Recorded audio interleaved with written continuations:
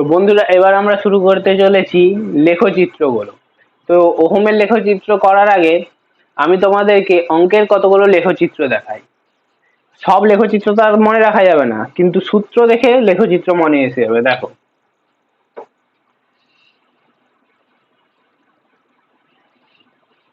আমরা অঙ্কে চারটে অ্যাক্সিস শিখেছি, দুটো অ্যাক্সিস শিখেছি, ওয়াই অ্যাক্সিস আর এক্স অ্যাক্সিস।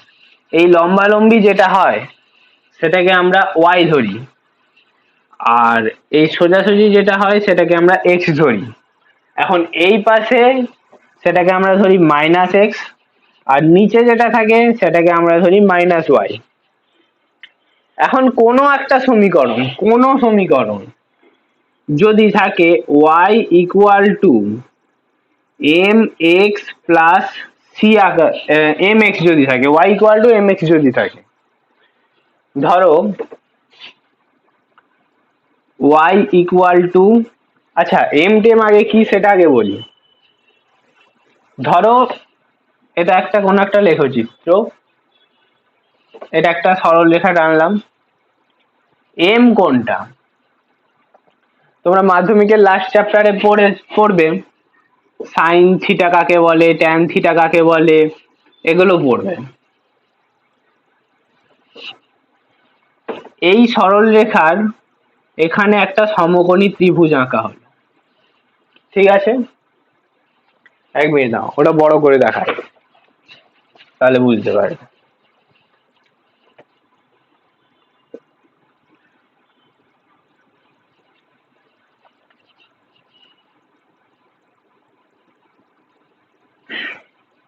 ধরো এই এতটা অবধি এর মান হচ্ছে ওয়াই, আর এই এতটা অবধি এক্স অ্যাক্সিসে এর মান হচ্ছে এক্স, ঠিক আছে?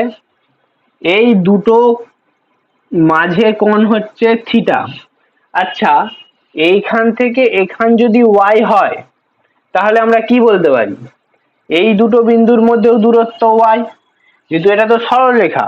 ধরুন একটা চতুর্ভুজের মধ্যে এই দুটো যে বাহুটা হচ্ছে, তাহলে এই দুটো বাহুও তো সেই মানটাই হবে।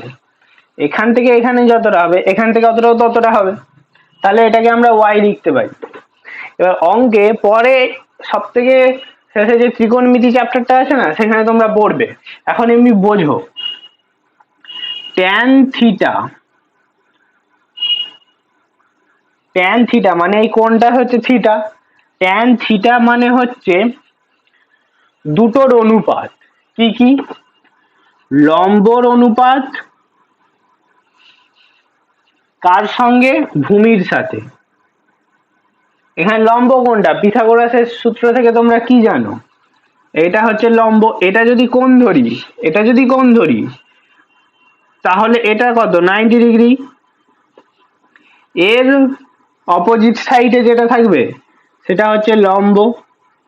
90 ডিগ্রির সাথে যেটা লেগে থাকবে আর থিটার সঙ্গেও যেটা লেগে থাকবে সেটাকে বলা হয় ভূমি।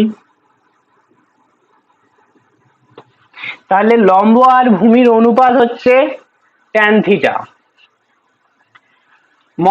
জাস্ট মনে রাখো, এটাকেই আমরা লিখি লেখচিত্রে, এর মান হচ্ছে এম। ট্যান থিটা লম্ব বাই ভূমি সমান এম, এটাকেই আমরা লেখচিত্রে এম হিসাবে প্রকাশ করি। তাহলে y equal to m x যখন এই সমীকরণটা হবে, তখন এখানে এম সমান কি? এখানে এম সমান, দেখো আমরা লিখতে পারি, এক্সটা যদি এ পাশে গুণ হয় ওয়াই বাই এক্স। এখানে লম্ব কোনটা ছিল? লম্ব সমান ওয়াই, আর এই ভূমি সমান এক্স। তাহলে এখানে ওয়াই বাই এক্স সমান কি বেরিয়েছিল? এম। ওয়াই বাই এক্স সমান এম বেরিয়েছিল। তাহলে এখানে তো আমরা লিখতেই পারি ওয়াই সমান এম, এক্সটা পাশে গুণ হয়ে যাবে এম এক্স। সেখান থেকেই এই সমীকরণটা এসেছে। যদি ওয়াই সমান এম এক্স হয়, এক্ষুনি দেখুন আমরা কি সূত্র শিখলাম, ভি সমান আর ইন্টু আই। এখন এমটা কনস্ট্যান্ট, মানে এম এর জায়গায় আর বসবে, আরটা কনস্ট্যান্ট ছিল। ভি আর আই এর মধ্যে সম্পর্ক, এ দেখো ওয়াইটা ভ্যারিয়েবল মানে ওয়াইটা চেঞ্জ হয়, এক্সটা ভ্যারিয়েবল এক্সটাও চেঞ্জ হয়, ভিটা চেঞ্জ হয়, আইটাও চেঞ্জ হয়। এখানে এম কনস্ট্যান্ট আর কনস্ট্যান্ট, ওই কারণে তোমাদেরকে আমি এই সূত্রটা দেখালাম y equal to m x. এবার লেখো চিত্রটা, দেখো সমীকরণ অনুযায়ী বোঝাচ্ছি।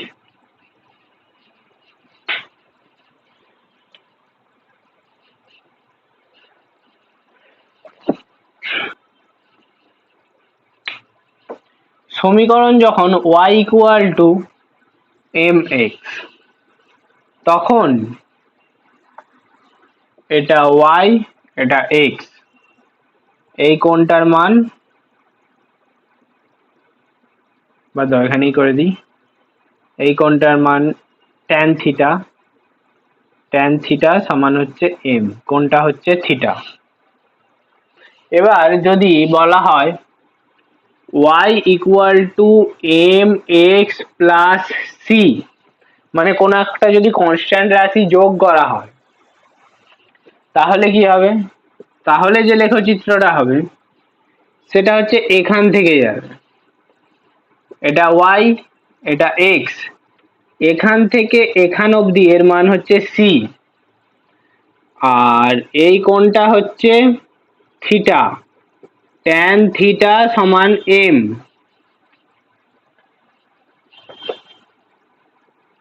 ওয়াই এক্স সমান যদি সি হয় মানে কনস্ট্যান্ট হয়,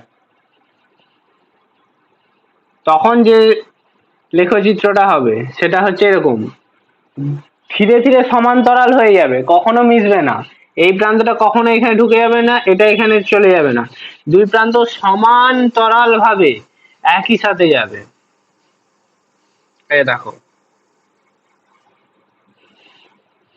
এটা ওয়াই এটা এক্স, এটা তোমরা কোথায় দেখতে পাবে? এটা গ্যাসের আচরণে দেখতে পাবে, পি ভি সমান কনস্ট্যান্ট। এটা তোমরা কোথায় দেখতে পাবে? নাইনে একটা সূত্র ছিল, কোন সূত্রটা দেখা যায়? ভি সমান ইউ প্লাস এ টি। তাহলে এটাকে আমরা ঘুরিয়ে কি লিখতে পারি? ভি সমান এ টি প্লাস ইউ। তখন লেখচিত্রটা কি ছিল মনে আছে তোমাদের? এখান থেকে শুরু হয়েছিল, এটা হচ্ছে ভি এর দিক, এটা হচ্ছে টি এর দিক মানে সময়ের দিক, আর এর ত্বরণটা কত ছিল? ত্বরণটা ছিল ট্যান থিটা সমান, বা এম এর জায়গায় কি ছিল? এ মানে ত্বরণ, আর এখান থেকে এখান অবধি এটা ছিল ইউ মানে প্রাথমিক গতিবেগ ছিল ইউ। এইভাবে লেখচিত্রগুলো তৈরি হয়েছে, আরো লেখচিত্র দেখাবো সেটা পরে, এখন এই লেখচিত্রটাতেই হয়ে যাবে। এখন দেখো তোমাদের বইয়ে যেটা আছে সেখানে বলেছে বিভব প্রভেদের সাথে প্রবাহ মাত্রা নয়, প্রবাহ মাত্রা সাথে বিভব প্রভেদ, মানে প্রবাহ মাত্রাকে এখানে ওয়াই অ্যাক্সিসে বসিয়েছে, বিভব প্রভেদকে এখানে এক্স অ্যাক্সিসে বসিয়েছে। তাহলে V equal to I R, I সমান কি লিখতে পারি? 1/r into V. তাহলে লেখচিত্রটা দেখো, লেখচিত্রটা ওয়াই অক্ষে আই, এক্স অক্ষে হচ্ছে V, y equal to m x. তাহলে মূল বিন্দু থেকে সরলরেখাটা উঠবে, এখানে এম সমান কত? এম সমান এখানে হচ্ছে 1/r, এখানে এম সমান হচ্ছে 1/r, এখানে কিন্তু মনে রাখবে এখানে আর নয় 1/r। যদি ভি ইকুয়াল টু আই আর এর সমীকরণটা হতো তাহলে আর এখানে এম হতো, ভি উপরে থাকতো নিচে আই থাকতো, আই তখন এক্স এর জায়গায় বসতো, ভি সমান ওয়াই এর জায়গায় বসতো, কিন্তু এখানে লেখচিত্র উল্টে রয়েছে, আই এখানে ওয়াই অক্ষের ঘরে আর ভি এখানে এক্স অক্ষের ঘরে। তাহলে এটা আই কে ওয়াই এর জায়গায় রেখে ভিটাকে এক্স এর জায়গায় রাখলে এই এম এর মান 1/r হয়ে যায়, 1/r হয়ে যায়, এটা মনে রাখবে। এবার তোমাদেরকে যেটা বলবো সেটা হচ্ছে ওহমীয় পরিবাহী আর অওহমীয় পরিবাহী। আচ্ছা, ওহমের সূত্রটা কি? ভি ইকুয়াল টু আই আর। ওহমীয় পরিবাহী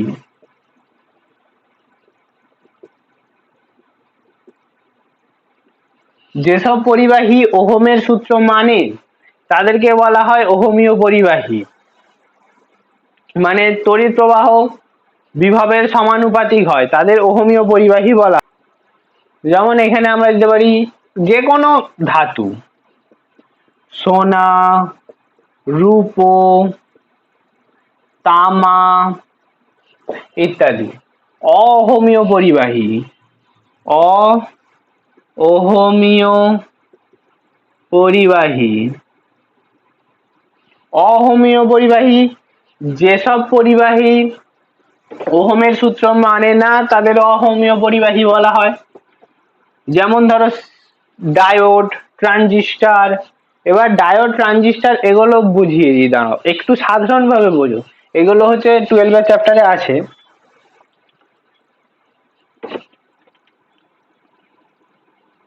ধরো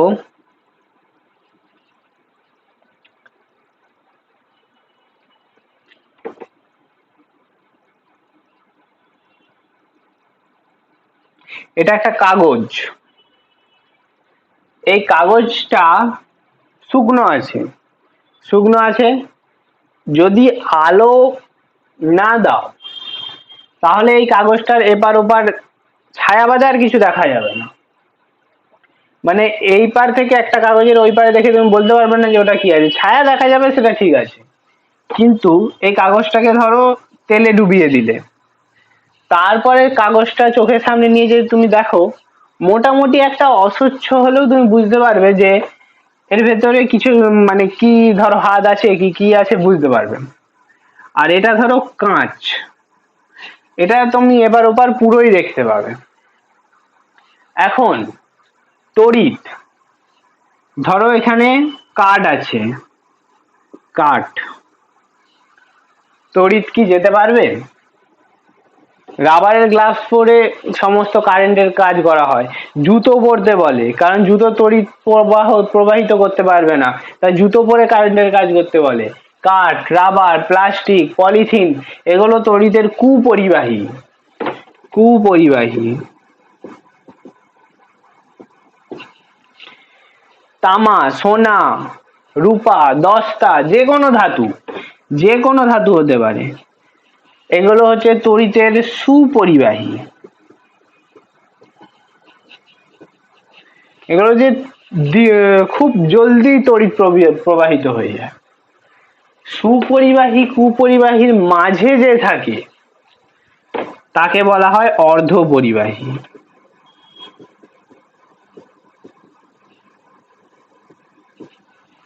অর্ধপরিবাহী হচ্ছে সাধারণ অবস্থায় একরকম, আবার কিছু কন্ডিশন প্রয়োগ করলে তার মধ্যে আবার আলাদা রকম বৈশিষ্ট্য দেখা যায়। অর্ধপরিবাহী কোনো সময় তড়িৎ পরিবহন করে, কোনো সময় তড়িৎ পরিবহন করে না। সেরকমই ডায়োড, ট্রানজিস্টার এগুলো হচ্ছে সেরকম, ওগুলো পরে জানবে তোমরা, আরো এখন যেটুকু দরকার সেটাই দেখো। এবার আমরা যেটা দেখবো সেটা হচ্ছে তড়িৎ বর্তনী। তড়িৎ বর্তনীটা কি? তড়িৎ উৎস কি জানি আমরা? তড়িৎ কোষ। তড়িৎ উৎসকে, এটা হচ্ছে তড়িৎ কোষ। রোধ, বৈদ্যুতিক বাল্বও হচ্ছে এক ধরনের রোধ। বিভিন্ন যন্ত্র বা যন্ত্রাংশের সঙ্গে যুক্ত করে তড়িৎ প্রবাহিত করা হয়।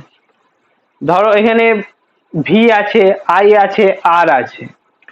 যদি ধরো আরটা না থাকতো, ধরো তারে কোনো রোধই নেই, এই প্রান্ত থেকে এই প্রান্ত যোগ করা হলো, মানুষ কারেন্ট শর্ট খায় কখন বলতো? একটা পাখি, তোমরা দেখেছো হয়তো, খোলা তার তিনটে আছে, তিনটে রাস্তায় থাকে, একটা পাইপ দিয়ে বা কোনো কিছু দিয়ে তিনটেকে আলাদা করে রাখা হয়েছে, যাতে ঝড়ে তারা একসাথে না হয়ে যায়। একসাথে হলে জোরে একটা আওয়াজ হয়ে কারেন্ট শর্ট হবে।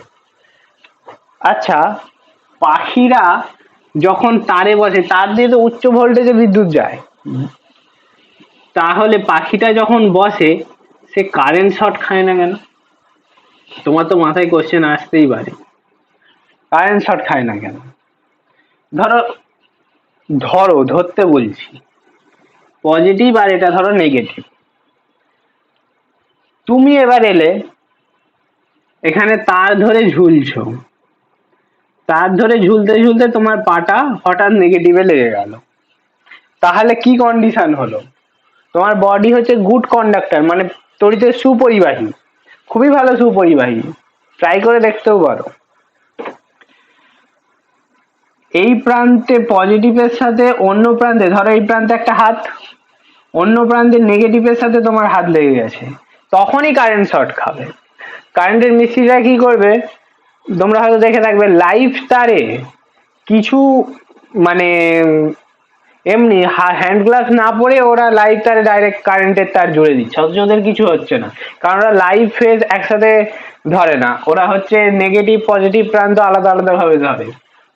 যদি দুই প্রান্তের মধ্যে একসাথে সংযোগ হয়ে যায় তখন সেটা শর্ট সার্কিট হয়ে যায়, তাই মাঝে কোন একটা রোধ দিতে হয়। রোধ মানে সেটা বাল্ব, এই যে বাল্ব এর ভিতরে এটাও তো একটা বাধাই, তো তড়িৎ প্রবাহকে বাধা দিচ্ছে, তাই এটাও একটা রোধই বলা হয়। পাখা তড়িৎ প্রবাহকে বাধা দিচ্ছে, সেই তড়িৎ শক্তিটা কি যান্ত্রিক শক্তিতে কনভার্ট করে দিচ্ছে। তাহলে নেগেটিভ প্রান্তের সাথে কোনো তড়িৎ কোষের সাথে তার মাধ্যমে যন্ত্র বা যন্ত্রাংশ যুক্ত করে যদি তড়িৎ প্রবাহের উপযোগী বর্তনী তৈরি করা হয় তাকে বলা হয় তড়িৎ বর্তনী। এবার আমরা পড়বো অভ্যন্তরীণ রোধ। অভ্যন্তরীণ রোধটা কি সেটা আগে বোঝো, তারপরে সংজ্ঞাটা বলছি। আচ্ছা, আমরা যে তড়িৎ কোষ পড়ি, সেই তড়িৎ কোষটা আসলে কিছুটা এইভাবে হয়। এটা ধরো একটা পাত্র, এই পাত্রের দুটো তড়িৎদ্বার রাখা হয়, একটা হচ্ছে পজিটিভ দিক আর একটা হচ্ছে নেগেটিভ দিক। এই এখানে এক প্রকার তরল থাকে, এটা ডিটেলসে পরে বলবো যখন এই চ্যাপ্টারটা হবে, এখন এটা এমনি বুঝে নাও। এবার ইলেকট্রন গুলো যখন এর মধ্য থেকে যাবে তখন এই তরলের জন্য তো কিছুটা বাধা অতিক্রম করবে। এই তড়িৎ কোষটাকে আমরা সাধারণ বর্তনীতে কিভাবে আঁকি, এইভাবে, একটা পজিটিভ দিক একটা নেগেটিভ দিক। বর্তনীতে বোঝো, ধরো এটা হচ্ছে রোধ, তাহলে তড়িৎ প্রবাহটা কোন দিক থেকে কোন দিকে হবে? তড়িৎ প্রবাহ সবসময় পজিটিভ থেকে নেগেটিভ দিকে হবে, ইলেকট্রন প্রবাহ উল্টো দিকে হবে। এইভাবে তড়িৎ আসছে, ধরো আই তড়িৎ, এটা হচ্ছে আর, এটা হচ্ছে ভি তড়িৎ কোষ। এখন তড়িৎ প্রবাহ যখন ব্যাটারির নেগেটিভ প্রান্ত থেকে পজিটিভ প্রান্তের দিকে আসবে, নেগেটিভ থেকে পজিটিভ প্রান্তের দিকে আসবে, তখন এই তরলটার ফলে যে বাধার অতিক্রম করতে হবে তাকে, একটা তো বাধা পাবে সে, এই বাধাটাকেই তো আমরা রোধ বলি। এই বাধাটাই হলো এখানে অভ্যন্তরীণ রোধ। এটা তো হচ্ছে বাহ্যিক রোধ যেটা আমরা দিচ্ছি, কিন্তু একটা বর্তনীতে যখন আমরা বিভব প্রভেদ বা ব্যাটারি প্রয়োগ করছি, সেই ব্যাটারির ভেতরে যে তরলটা আছে সেখান থেকে ইলেকট্রন প্রবাহের সময় সেটা তো ওই তরলের জন্য একটা বাধা পাবে, সেই বাধাটাকে বলা হয় অভ্যন্তরীণ রোধ। এই অভ্যন্তরীণ রোধকে আমরা স্মল আর দিয়ে প্রকাশ করে থাকি। এবার অভ্যন্তরীণ রোধের সংজ্ঞাটা দেখো,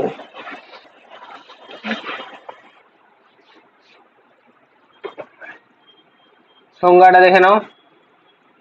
এটা হচ্ছে পজিটিভ প্রান্ত, এটা নেগেটিভ প্রান্ত। তড়িৎ কোষের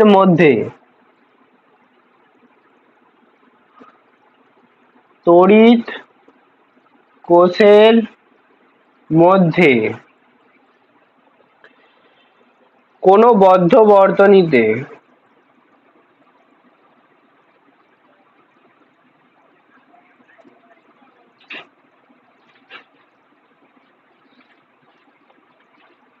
তড়িৎ প্রবাহ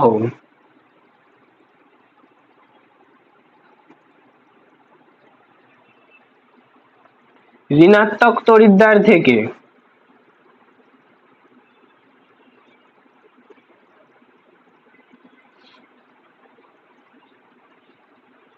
ধনাত্মক তড়িৎদ্বারে আসতে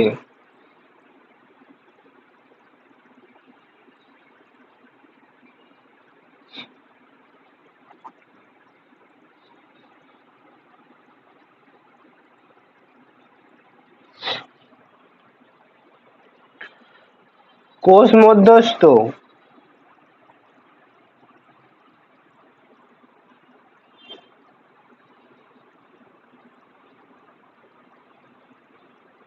সক্রিয় তরল কোষ মধ্যস্থ সক্রিয় তরল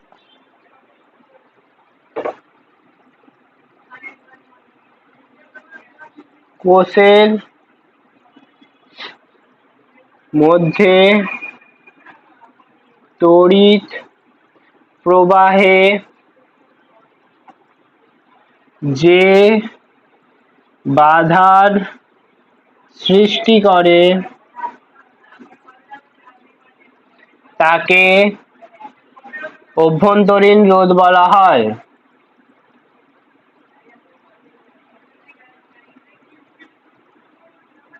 একে স্মল আর দিয়ে প্রকাশ করা হয়। এবার আসি অভ্যন্তরীণ রোধ কি কি বিষয়ের উপর নির্ভর করে। আগে তড়িৎ কোষের ছবিটা আঁকি। এটা হচ্ছে পাত্রটা, এটা হচ্ছে পজিটিভ প্রান্ত, এটা হচ্ছে নেগেটিভ প্রান্ত।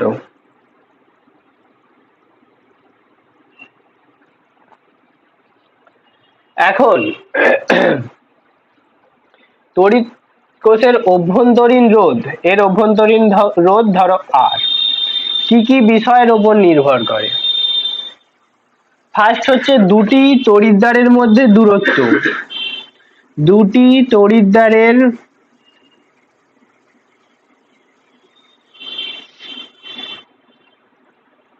দূরত্ব। আচ্ছা ধরো এখানে দুটো খুঁটি আছে আর এখানে এতটা দূরত্বে দুটো খুঁটি আছে, এখান থেকে একটা মানুষের এখানে যেতে বেশি সুবিধা নাকি এখান থেকে এখানে যেতে বেশি সুবিধা? অবশ্যই ছোটটা বেশি সুবিধা। সুতরাং এক্ষেত্রে ইলেকট্রন বেশি চলাচল করতে পারবে, ইলেকট্রন এক প্রান্ত থেকে অন্য প্রান্তে যেতে বেশি সুবিধা হবে। যত দূরত্ব বাড়বে তত ইলেকট্রনের যেতে অসুবিধা হবে, তাহলে কি বাধা বেশি সৃষ্টি হবে, অভ্যন্তরীণ রোধ বাড়বে। তাহলে দূরত্ব বাড়লে অভ্যন্তরীণ রোধ বাড়ে। দ্বিতীয় দেখো, 2 নাম্বার হচ্ছে সক্রিয়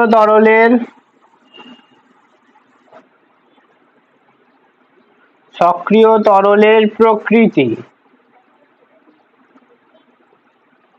সক্রিয় তরল অর্থাৎ এই যে তরলটা, এটা ধরো এমন একটা তরল দেওয়া আছে যেটা খুব তাড়াতাড়ি তড়িৎ পরিবহন করে। ধরো বিশুদ্ধ জল তড়িৎ পরিবহন করতে পারে না, কিন্তু তাতে যদি সামান্য অ্যাসিড দেওয়া হয় তখন সেটা H প্লাসে ভেঙে যায়, তখন H প্লাস হচ্ছে ইলেকট্রন পরিবহন করতে পারে, অর্থাৎ ইলেকট্রন পরিবহন করতে বেশি সুবিধা হয়। এই তরলটা এমন তরল দেওয়া হলো যেটা ইলেকট্রনের চলাচলে সুবিধা করে, তখন সেটা হচ্ছে ইলেকট্রনের চলাচলে সুবিধা করলে কি হবে, কারেন্ট বেশি প্রবাহিত হবে, তাহলে কি ইলেকট্রন কম বাধা পাচ্ছে, তাহলে ইলেকট্রন অভ্যন্তরীণ রোধ হচ্ছে হ্রাস পাবে। আবার পরিবাহিতা বেশি হলো, এবার পরিবাহিতা যদি কম হয়, ধরো ইলেকট্রন চলাচল করতে বেশি বাধা পাচ্ছে, তাহলে কি হবে, তার রোধ অভ্যন্তরীণ রোধটা বেশি। এবার তৃতীয় হচ্ছে তড়িৎদ্বার দুটির ক্ষেত্রফল। এখন ইলেকট্রন তো গ্রহণ আর বর্জন করে, দুটি তড়িৎদ্বার একটা ইলেকট্রন গ্রহণ করে একটা ইলেকট্রন বর্জন করে, ক্ষেত্রফলের উপর কি প্রভাব পড়ছে দেখো। তড়িৎ প্রবাহ এবং রাসায়নিক বিক্রিয়া চ্যাপ্টারে তোমরা পড়বে। এটা বোঝানোর আগে তোমাদেরকে তড়িৎ দ্বারটা একটু বুঝিয়ে দিই। দেখো, এটা বোঝানোর আগে এটা বুঝিয়ে দিই। তড়িৎ প্রবাহ এবং রাসায়নিক বিক্রিয়া চ্যাপ্টারে তোমরা পড়বে এই যে দুটো প্রান্ত, এর একটাকে বলা হয় অ্যানোড, একটাকে বলা হয় ক্যাথোড। পজিটিভ যেটা সেটা হচ্ছে অ্যানোড,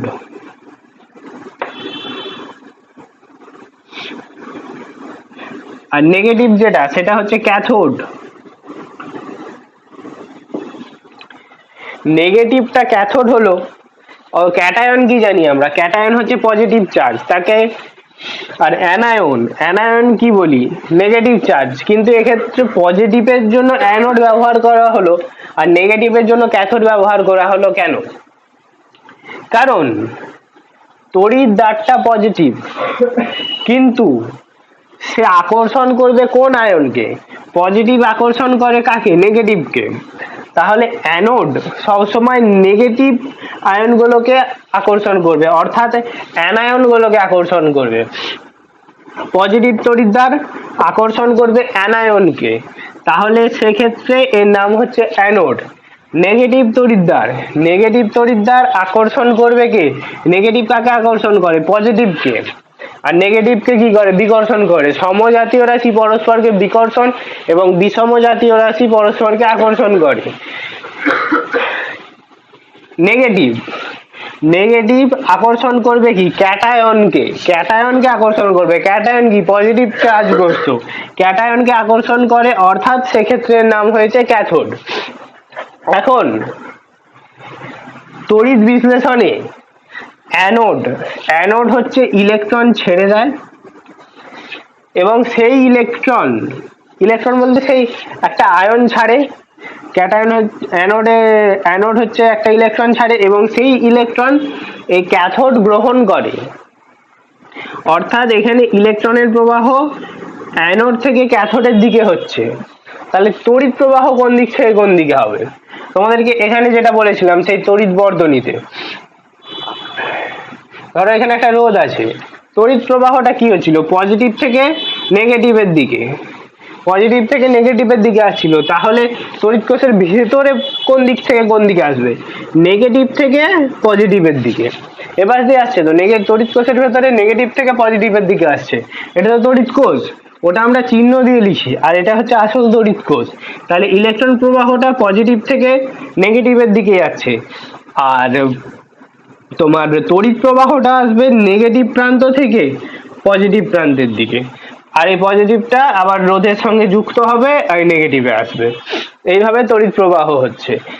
এখন পরের পয়েন্টটা বলেছে তড়িৎ, তড়িৎদ্বারের ক্ষেত্রফলের ওপর, তড়িৎ দ্বার এর পৃষ্ঠ তলের ক্ষেত্রফলের ওপর।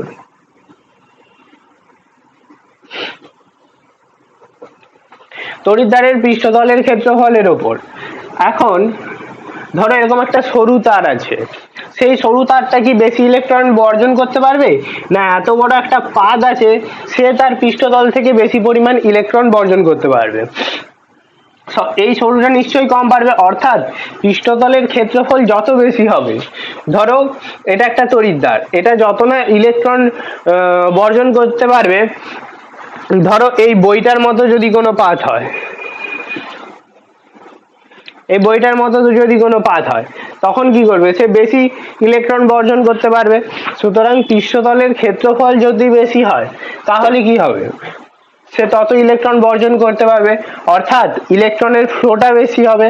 তাহলে কি অভ্যন্তরীণ বাধাটা এক্ষেত্রে কমছে, ইলেকট্রনের ফ্লো বেশি মানে কারেন্টটা বেশি পরিমাণে যাচ্ছে, অভ্যন্তরীণ বাধা এক্ষেত্রে কম অনুভব হবে। সুতরাং পৃষ্ঠতলের ক্ষেত্রফল যদি তড়িৎদ্বারের বাড়ে তাহলে অভ্যন্তরীণ রোধ কমবে। এবার 4 নাম্বার দেখো, 4 নাম্বার হচ্ছে তরলের উষ্ণতা, তরলের উষ্ণতা। এখন কোন তরল যদি ফোটানো হয় তাহলে তার ভেতরের, কোন তরল যখন ফোটানো হয় তাহলে তার ভেতরে কিছু কাগজ ফেলে দেখবে, কাগজগুলো এইভাবে এইভাবে ঘুরতে থাকবে। তাহলে এর থেকে বোঝা যায় তরলের যে অণুগুলো আছে সেগুলি হচ্ছে প্রচন্ড বেগে ছোটাছুটি করছে যখন এর উষ্ণতাটা বাড়ানো হয়। এমনি তরল ধরো একটা ঠান্ডা তরল এমনি সাধারণ উষ্ণতায় রাখলে সেখানে ইলেকট্রন যত না বেগে ছুটতে পারবে তার যদি উষ্ণতা বাড়িয়ে দেওয়া হয় সে বেশি জোরে ছোটাছুটি করতে পারবে, তাহলে বেশি জোরে যাবে। তাই সক্রিয় তরলের যদি উষ্ণতা বাড়িয়ে দেওয়া হয় তাহলে এর অভ্যন্তরীণ রোধ হ্রাস পায়, কারণ ইলেকট্রন বেশি তাড়াতাড়ি ছোটাছুটি করতে পারবে, তড়িৎ প্রবাহ বেশি হবে, তাই এর অভ্যন্তরীণ রোধ হ্রাস পায়। এবার একটা ইম্পর্টেন্ট টপিক নিয়ে আলোচনা করব, যেটা হচ্ছে নষ্ট ভোল্ট। নষ্ট ভোল্ট কি? ধরো এটা একটা বর্তনী, এখানে আর আর এটা হচ্ছে ভি। এখন এখান থেকে কারেন্ট ফ্লো হচ্ছে আই। এবার একটু আগেই যেটা বললাম, এই যে ভোল্ট, এই যে কোষ, তড়িৎ কোষ, এটা তো বিশুদ্ধ তড়িৎ কোষ নয়, এর ভেতরে তো কিছু না কিছু অভ্যন্তরীণ রোধ আছে। তাহলে এর অভ্যন্তরীণ রোধ ধরো আর, এই অভ্যন্তরীণ রোধটা এটাকে আমরা লিখতে পারি, এর ভেতরে আরটা আছে, ঠিক আছে? তাহলে আমরা কিভাবে লিখতে পারি বর্তনীটাকে? এটা আর, এটা ধরো ছোট আর, মানে যেটা অভ্যন্তরীণ রোধ, আর এটা বিশুদ্ধ বর্তনী ভি। এখানে ভি এর ভেতর আরটা ছিল মানে অভ্যন্তরীণ রোধ, সেটা আমরা সুবিধার জন্য ভি এর বাইরে ছোট আরটাকে ধরেছি এবং ভিটাকে বিশুদ্ধ বর্তনী হিসেবে এখানে রেখেছি। এখন আই যখন এই রোধের মধ্য দিয়ে যাবে তখন এই প্রান্ত থেকে এই প্রান্তে যাওয়ার সময় ভোল্টেজ নষ্ট হবে কিছুটা। এক্ষেত্রে আমরা তো সবসময় বিশুদ্ধ জিনিস বানাতে চাই, আমরা কি চাইবো যে কোনো ভোল্টেজের জন্য এটা নষ্ট, কোনো এমন একটা বর্তনী বানাই, মানে ব্যাটারি বানাই যার অভ্যন্তরীণ রোধটাই যা বেশি আছে যে সেটা তড়িৎ প্রবাহই চালনা করতে পারবে না? সেটা তো আমরা করব না, আমরা সবসময় চাইবো আর কে যতটা সম্ভব ছোট করার। এবার নষ্ট ভোল্ট কেন বলেছে? ধরো এখান থেকে তড়িৎ প্রবাহ এলো, আমরা ধরে নিতাম কি আর এর জন্য একটা ভোল্ট নষ্ট হয়েছে, ফলে এটা ধরো একটা বৈদ্যুতিক বাতি, একটা বৈদ্যুতিক বাতি জ্বললো, যেই কারেন্টটা পেলো সেটা কি এই ভোল্টেজটার সম্পূর্ণ কারেন্ট, এই ব্যাটারিটার সম্পূর্ণ কারেন্ট না। কারণ তোমরা যখন দেখছো যে অভ্যন্তরীণ রোধটাকে যখন আমরা বাইরে লিখেছি তখন কি হচ্ছে, এখান থেকে ধরো আই পরিমাণ কারেন্ট বেরোলো, আই পরিমাণ কারেন্ট বেরোলো, কিন্তু এই আরটার জন্যও তো একটা ভোল্টেজ ড্রপ হচ্ছে, মানে কিছুটা পরিমাণ বিভব নষ্ট হচ্ছে। এই বিভব নষ্ট হয়ে যখন কারেন্টটা এখানে এলো তখন কি বিভবটা সম্পূর্ণরূপে পেল না, তাহলে আমরা কি বলবো, একটা ভোল্টেজ এক্সট্রা নষ্ট হলো। যে আমার চাই কতটা, আমার বাল্ব জ্বালানোর জন্য চাই যে এই নষ্টটা, এই পরিমাণ ভোল্টেজ ড্রপ হলেই সেটা চলতো, কিন্তু এটা অনাকাঙ্ক্ষিত ভাবে আমরা ব্যাটারি যেই জয়েন করছি সেই ব্যাটারির জন্য এটা নষ্ট হয়ে যাচ্ছে, তাই এটাকে আমরা নাম দিয়েছি নষ্ট ভোল্ট।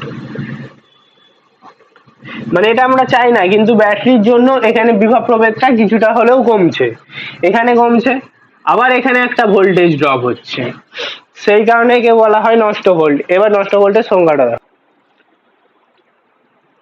বহিঃবর্তনীতে তড়িৎ প্রবাহ চালনারত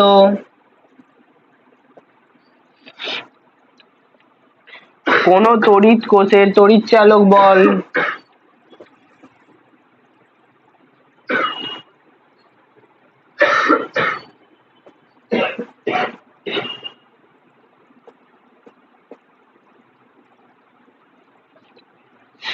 এবং প্রান্তীয় বিভব প্রভেদের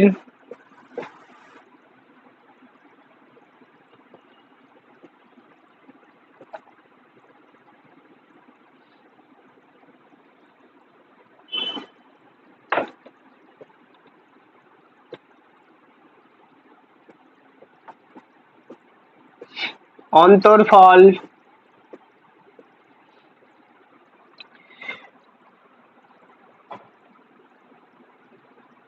কোষটির নিজের মধ্য দিয়ে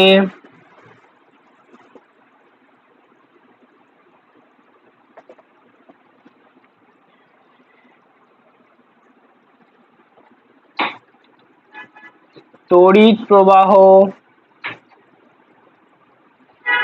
চালনা করার জন্য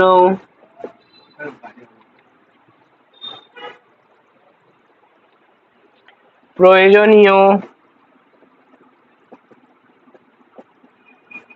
অভ্যন্তরীণ বিভব প্রভেদের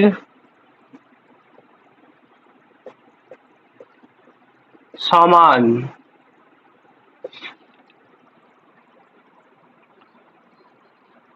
এই অভ্যন্তরীণ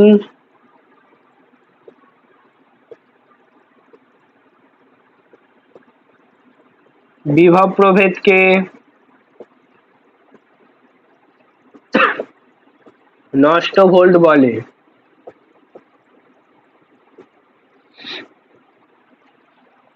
তো বর্তনীটা আঁকি দেখো, এটা হচ্ছে আর, এটা হচ্ছে স্মল আর, যেটা হচ্ছে এই ভোল্টেজের ভেতরে থাকে, এটা কিন্তু বাইরের আর নয়, এটা হচ্ছে এই ব্যাটারিটার ভেতরে ওই তরলটার জন্য যে রোধটা হচ্ছে সেই আর। এখানে বলেছে বহিঃবর্তনীতে তড়িৎ চালনারত তড়িৎ কোষের তড়িৎচালক বল এবং প্রান্তীয় বিভব প্রভেদের অন্তর্ফল। তড়িৎচালক বল ভি, প্রান্তীয় বিভব প্রভেদের অন্তর্ফল, এটা হচ্ছে প্রান্তীয় রোধ, এটা তো এর ভেতরে রোধ, এটা হচ্ছে অভ্যন্তরীণ রোধ, এটা হচ্ছে প্রান্তীয় রোধ। এই প্রান্তীয় রোধের জন্য বিভব প্রভেদ কতটা পরিবর্তন হচ্ছে। ধরো এই বর্তনীতে তড়িৎ প্রবাহ হচ্ছে আই, তাহলে এখানে বিভবটা কত পরিমাণ কমছে, I into R. V equal to কত জানি, ধরো এখানে V1 পরিমাণ ভোল্টেজের পরিবর্তন হচ্ছে, V1 পরিমাণ, তাহলে V1 সমান কত লিখতে পারি, আই ইন্টু আর। তাহলে বিভব প্রভেদের অন্তর্ফল আই আর কোষটির নিজের মধ্য দিয়ে চালনারত প্রয়োজনীয় অভ্যন্তরীণ বিভব প্রভেদের সমান। কোষটির নিজের মধ্যে দিয়ে অভ্যন্তরীণ বিভব প্রভেদটা কত, অভ্যন্তরীণ বিভব প্রভেদ ধরো V2, এই আটটার জন্য যে ভোল্টেজটা ড্রপ হচ্ছে সেটা হচ্ছে V2, তাহলে এই আটটার জন্য যে ভোল্টেজটা ড্রপ হচ্ছে মানে ভোল্টেজের পরিবর্তন হচ্ছে সেটা ধরো V2 সমান কি জানি, V সমান আই আর, তাহলে আই ইন্টু এটা কি স্মল আর এর সমান হবে অভ্যন্তরীণ বিভব প্রভেদের সমান।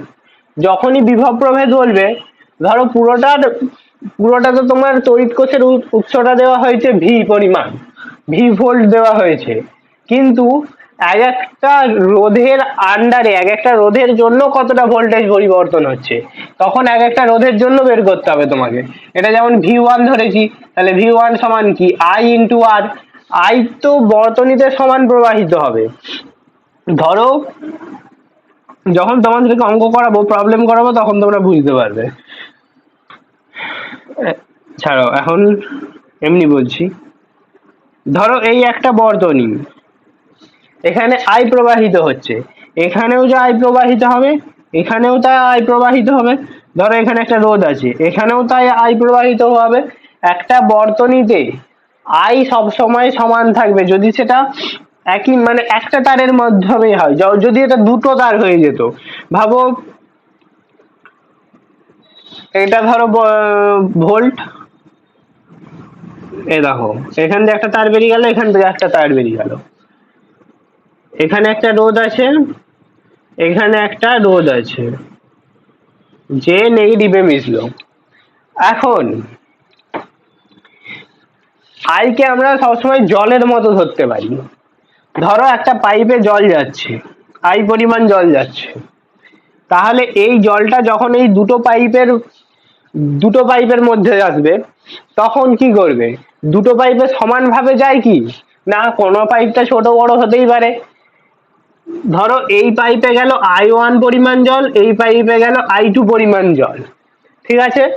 কিন্তু যখন ওই দুটো পাইপ আবার এক জায়গায় মিশছে, তখন কি হবে? তখন কি দুটো যোগ করলে, ধরো এখান থেকে একটা জলের পাইপ আছে, এই জলের পাইপটা এখানে আলাদা হলো, এখানে যে আবার এটার সাথেই মিশেছে, তাহলে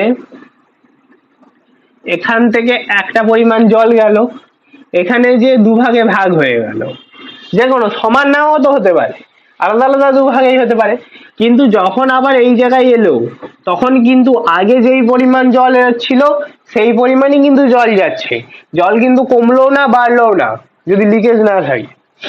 সেরকম এই আই দুটো যখন আবার একটা তারের মধ্যে এলো, তখন কিন্তু আবার আই প্রবাহই চলে এলো, মানে এখানে কি I1 প্লাস I2 সমান I আমরা লিখতে পারি।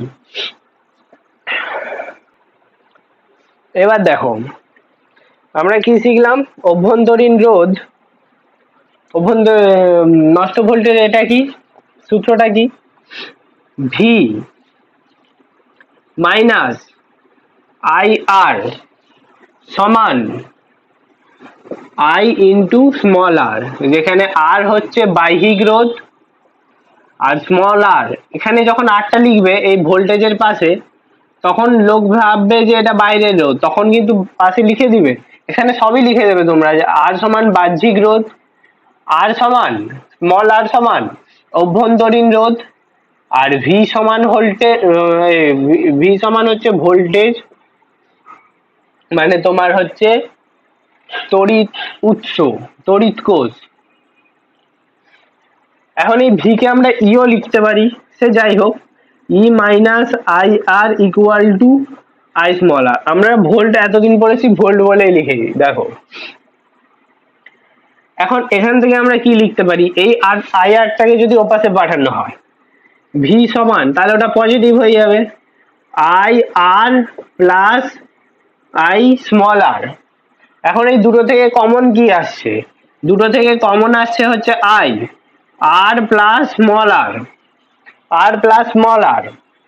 এখন ভি এই আইটাকে রেখে আর প্লাস স্মল আর করলে আমরা কি পাই, আই, মানে তড়িৎ প্রবাহ মাত্রা, তড়িৎ প্রবাহ মাত্রা সমান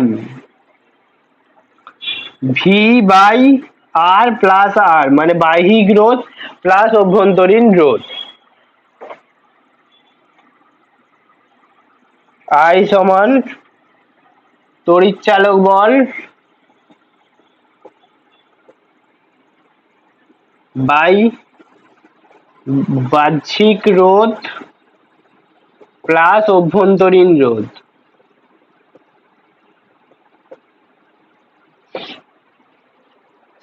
বাহ্যিক রোধ প্লাস অভ্যন্তরীণ রোধ। এবার এই সূত্র থেকে অঙ্ক দিলে, ধরো এখানে তিনটে জিনিস দিয়ে দেবে আর একটা বের করতে হবে, হয় ভি দিয়ে দেবে, আর দিয়ে দিবে, ছোট আর দিয়ে দেবে, তোমাকে আই বের করতে হবে, না হলে হয় তোমাকে আর বের করতে হবে, ছোট আর ভি আই দিয়ে দেবে, যে কোনো একটা বের করতে হবে আর তিনটে দিয়ে দেবে। তোমরা এই সূত্রটা মনে রাখবে, এই সূত্রটা সবসময় মনে রাখবে, ভি সমান আই আর প্লাস আই আর, এটা থেকেই তোমরা আই যে কোনো একটা মনে রাখবে, এই নয় যে ভি এর জন্য একবার মনে রাখবো, আর এর জন্য একবার মনে রাখবো, আই এর জন্য একবার মনে রাখবো, বারবার বলছি যে কোনো একটা সূত্র মনে রাখবে, সেটা থেকেই বাদ বাকি গুলো করবে। এবার আমরা পড়বো হ্রস্বপদ বা নষ্ট ভোল্ট কাকে বলে। হ্রস্বপদ মানে কি, হ্রস্বপদ মানে হচ্ছে ছোট পথ, শর্ট সার্কিট।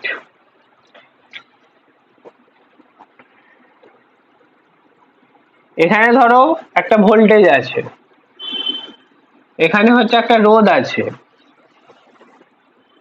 এখন তড়িৎটা প্রবাহিত হচ্ছে কোথা থেকে, আই এখান থেকে প্রবাহিত হয়ে এই রোধের মধ্য দিয়ে গিয়ে এখানে আবার আসছে। এখন তুমি যদি এই প্রান্তর সাথে এই প্রান্ত একটা তার যোগ করে দাও, তাহলে কি এখানে বাধা আছে, তুমি সবসময় বাধা দিয়ে যেতে চাইবে নাকি যেই পথ থেকে সোজা যাওয়া যায় সেই পথে যেতে চাইবে? বাধা দিয়ে নিশ্চয়ই কারেন্ট যাবে না। তাহলে কারেন্টের জন্য সব থেকে সোজা পথ কি আছে? ছোট পথ, এখান থেকে চলে যাবে। এখন পজিটিভের সঙ্গে নেগেটিভ তড়িৎদ্বার যুক্ত হয়েছে একটা তারের মাধ্যমে, এইটাকেই বলা হয় শর্ট সার্কিট। ধরো তুমি পজিটিভ, কারেন্টের পজিটিভ আর নেগেটিভ একসাথে ধরে আছো, অর্থাৎ তোমার শরীর থেকে পজিটিভ প্রান্ত থেকে নেগেটিভ প্রান্তে কারেন্ট চলে গেল, এর থেকে তুমি একটা শক খেলে, এটাই হচ্ছে শর্ট সার্কিট হয়ে যাওয়া। ওই কারণে কারেন্টের মিস্ত্রিরা যখন কাজ করে তোমরা দেখে থাকবে, তারা একটা প্রান্তকে সবসময় সরিয়ে রাখে। লাইভে কাজ করলে কেবলমাত্র লাইভ তার ধরে কাজ করে, নিউট্রালে হাত দেয় না। যখন পজিটিভ প্রান্ত ধরে তখন নেগেটিভ প্রান্ত কিন্তু তারা ধরে না।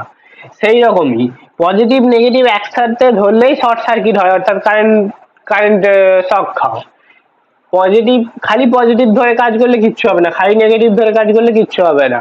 এইটাকেই বলা হয় শর্ট সার্কিট। যেটা নিয়ে পড়বো সেটা হচ্ছে রোধ। রোধ নিয়ে আমরা ডিটেলসে পড়বো। প্রথমে আসছি, রোধ কাকে বলে আমরা জেনেছি আগেই, যে কোনো পরিবাহীর মধ্যে যে বাধার সৃষ্টি করছে, পরিবাহী তড়িৎ প্রবাহর যে বাধার সৃষ্টি করে তাকেই বলা হয় রোধ। সেটা বর্তনী নিজেও হতে পারে। যেমন আমরা দেখেছি ব্যাটারি তো তড়িৎ প্রবাহ তৈরি করছে, মানে তড়িৎ প্রবাহের উৎস, তড়িৎচালক বল, তার মধ্যেই রোধ আছে। তার এক প্রান্ত নেগেটিভ প্রান্ত থেকে পজিটিভ প্রান্তে তড়িৎ যেতেও বাধা সৃষ্টি হচ্ছে, তাহলে এক্ষেত্রেও একটা রোধ সেখানে কাজ করছে। তাহলে আমরা রোধ এবার পরিবাহীতে কি কি বিষয়ের উপর নির্ভর করে সেটা দেখব। তোমাদেরকে আগের ভিডিওতে একটা ছবি দেখিয়েছিলাম, তোমরা দেখো। ধরো এটা হচ্ছে পরিবাহী, এখান থেকে ইলেকট্রন এক প্রান্ত থেকে অন্য প্রান্তে যাতায়াত করছে, এখান থেকে যাতায়াত করছে। এবার ধরো একটা করে ইলেকট্রন যাচ্ছে। এবার ধরো পরিবাহীটাকে বড় করে দেওয়া হলো, তাহলে এবার বলো ইলেকট্রন এক প্রান্ত থেকে অন্য প্রান্তে যেতে কারেন্ট ঠিক ইলেকট্রনের উল্টো দিকে যায়, অর্থাৎ কারেন্ট এদিকে প্রবাহিত হচ্ছে। মানে ইলেকট্রন থেকে বললে ইলেকট্রনের যেতে দেরি হচ্ছে, মানে কি কারেন্টেরও যেতে দেরি হচ্ছে। ইলেকট্রনের যেতে অসুবিধা হচ্ছে, মানে কি কারেন্টেরও যেতে অসুবিধা হচ্ছে। ইলেকট্রন এদিকে যাচ্ছে, কারেন্ট এদিকে যাচ্ছে, ব্যাপারটা তো একই হচ্ছে। ধরো ইলেকট্রন এই প্রান্ত থেকে অন্য প্রান্তে যেতে তাহলে এখন বেশি সময় লাগবে না কম সময় লাগবে? এখন অবশ্যই বেশি সময় লাগবে, অর্থাৎ কি একটা বাধা, সময়ও তো একটা বাধা হচ্ছে। ইলেকট্রন এক প্রান্ত থেকে অন্য প্রান্তে যেতে, অর্থাৎ কারেন্ট প্রবাহিত হতে বেশি টাইম লাগবে, ফলে ইলেকট্রন বাধার সৃষ্টি হবে। সুতরাং এক্ষেত্রে রোধ বাড়লে, যদি দৈর্ঘ্য বাড়লো, ধরো এটা ছিল এল, এখন হয়েছে এল প্লাস কিছু একটা, L1, না হ্যাঁ এটাই ধরো এল প্লাস L1, তাহলে কি এখন রোধটা বেশি লাগছে। তাহলে রোধের সঙ্গে দৈর্ঘ্যের কি সম্পর্ক? সমানুপাতিক সম্পর্ক, কারণ যখন দৈর্ঘ্য কম ছিল তখন রোধও কম ছিল, যখন দৈর্ঘ্য বেশি তখন তার রোধটাও বেশি, কারণ ইলেকট্রন প্রবাহিত হতে বেশি বাধার সম্মুখীন হতে হয়েছে। তাহলে কি রোধ সমানুপাতিক এল, মানে রোধ দৈর্ঘ্যের সঙ্গে সমানুপাতিক। এবার দেখো, ধরো এখানে ইলেকট্রন যাতায়াত করছে, একটা করে ইলেকট্রন যাতায়াত করছে, ঠিক আছে। এখানে পৃষ্ঠতলের ক্ষেত্রফলটা বাড়ানো হলো, দৈর্ঘ্য একই রাখা হলো, ধরো দৈর্ঘ্য একই রাখা হলো, নাহলে তোমরা বুঝতে পারবে না। দৈর্ঘ্য একই রাখা হলো। এখন ইলেকট্রন কটা করে প্রবাহিত হবে? 1 2 3টে করে ইলেকট্রন যাচ্ছে, মানে এখন কি কারেন্ট ফ্লোটা বেশি হচ্ছে উল্টো দিকে। ইলেকট্রন বেশি যাচ্ছে মানে কি কারেন্ট ফ্লোটা বেশি হচ্ছে। যখন পৃষ্ঠতলের ক্ষেত্রফল কম ছিল তখন রোধ বেশি ছিল, কারণ ইলেকট্রন প্রবাহিত হতে বেশি বাধার সম্মুখীন হতে হচ্ছিল ছোট জায়গা তো। যখন পৃষ্ঠতলের ক্ষেত্রফলটা বড় হলো তখন কি অনেকগুলো ইলেকট্রন একসাথে প্রবাহিত হতে পারলো, অর্থাৎ প্রবাহ মাত্রা এদিকে বেশি পরিমাণে হলো। অর্থাৎ পৃষ্ঠতলের ক্ষেত্রফল যখন বাড়লো তখন কি রোধের পরিমাণ কমলো। তাহলে আমরা কি লিখতে পারি, রোধ পৃষ্ঠতলের ক্ষেত্রফলের সঙ্গে ব্যস্তানুপাতে পরিবর্তিত হয়। এখন রোধের সংজ্ঞায় আমরা কি জেনেছি সেটা একবার মনে, রোধের সংজ্ঞা নয়, ওহমের সূত্র, ওহমের সূত্রটা একবার মনে করো। উষ্ণতা এবং অন্যান্য ভৌত অবস্থা, অন্যান্য ভৌত অবস্থার মধ্যে কিন্তু এইগুলোও পড়ে, দৈর্ঘ্য, ক্ষেত্রফল, এছাড়াও আরো চৌম্বক প্রবাহ পরিবেশের উপর নির্ভর করে। উষ্ণতা এবং অন্যান্য ভৌত অবস্থা অপরিবর্তিত থাকলে কোনো তড়িৎ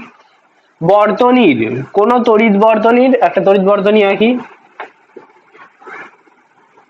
তড়িৎ প্রবাহ মাত্রা I তার ভোল্টেজের সঙ্গে সমানুপাতিক হয়, মানে দুই প্রান্তের বিভব প্রভেদের সঙ্গে সমানুপাতিক হয়। ভোল্টেজ মানে দুই প্রান্তের বিভব প্রভেদের সঙ্গে সমানুপাতিক হয়ে থাকে।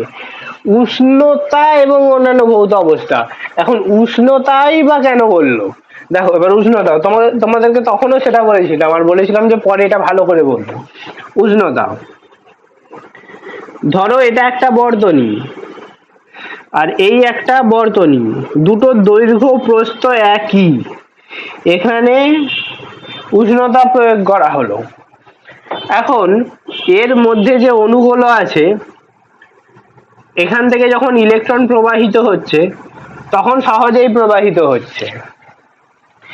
এখানে যখন আমি উষ্ণতা প্রয়োগ করছি তখন অণুগুলো ছোটাছুটি করছে, এইভাবে অণুগুলো ছোটাছুটি করছে। এখন তোমরা বলো ফাঁকা মাঠে দৌড়াতে সুবিধা নাকি মেলার মধ্যে দিয়ে দৌড়াতে সুবিধা? অবশ্যই মেলার মধ্যে দিয়ে দৌড়ানো কঠিন, সুতরাং কি ইলেকট্রনের প্রবাহটা বাধার সৃষ্টি হচ্ছে, অর্থাৎ রোধ কমে যাচ্ছে, এখানে ইলেকট্রন ফ্লোটা দেরি করে হচ্ছে। তাই ওহমের সূত্রে বারবার বলা হয়েছিল উষ্ণতা এবং অন্যান্য ভৌত অবস্থা অপরিবর্তিত রাখতে হবে। উষ্ণতা যদি পরিবর্তন করে দেওয়া হয় রোধ কিন্তু পরিবর্তন হয়ে যাবে, উষ্ণতা যত বাড়াবে রোধ বেড়ে যাবে। কারণ দেখো না এখানে তোমার অণুগুলোর মধ্যে পারস্পরিক সংঘর্ষ বেড়ে যাচ্ছে, তাহলে ইলেকট্রন যখন প্রবাহিত হবে, ইলেকট্রন যখন ফ্লো ঘটবে তখন কি হবে, সে বেশি বাধা সৃষ্টি করবে, বেশি বাধার সম্মুখীন হবে, অর্থাৎ কি ইলেকট্রন প্রবাহিত হতে বাধা পাবে মানেই রোধ বেশি হবে। এখন রোধের বাকিটা দেখো। এবার উপাদানের উপর নির্ভরশীলতা দেখো, উপাদানের উপর নির্ভরশীলতা, ধরো এটা একটা তামার তার, এখানেই ধরো বোঝানো হলো এটা একটা তামার তার আর এটা হচ্ছে একটা কাঠের তার। এখন তামার তার, এই যে আমরা বৈদ্যুতিক যত তার দেখি তার মধ্যে আগে বেশিরভাগই তামা ইউজ করা হতো, কারণ তামা হচ্ছে তড়িতের সুপরিবাহী, খুব সুপরিবাহী, খুব ভালোভাবে তড়িৎ পরিবহন করতে পারে। কিন্তু তোমরা বৈদ্যুতিক যারা কাজ করে তাদের দেখে থাকবে তারা রাবারের গ্লাভস পরে কাজ করে থাকে। কুপরিবাহী, সুপরিবাহী এবং অর্ধপরিবাহী যখন বলেছিলাম আগের ভিডিওতে তখন বলেছিলাম যে কাঠ হচ্ছে কুপরিবাহী, কাঠ হচ্ছে তড়িৎ পরিবহন করতে পারে না, তাই কারেন্টের কাজ করার সময় রাবারের জুতো পরে কাজ করতে হয়, রাবারের গ্লাভস পরে কাজ করতে হয়, কোনো টুল কাঠের টুলের ওপর উঠে করতে হয়। কেউ কারেন্ট শক খেলে তাকে কাঠের কিছু একটা দিয়ে হাতটা ছাড়াতে হয়। আবার ভিজে কাঠ নয়, ভিজে কাঠ হচ্ছে তড়িতের সুপরিবাহী।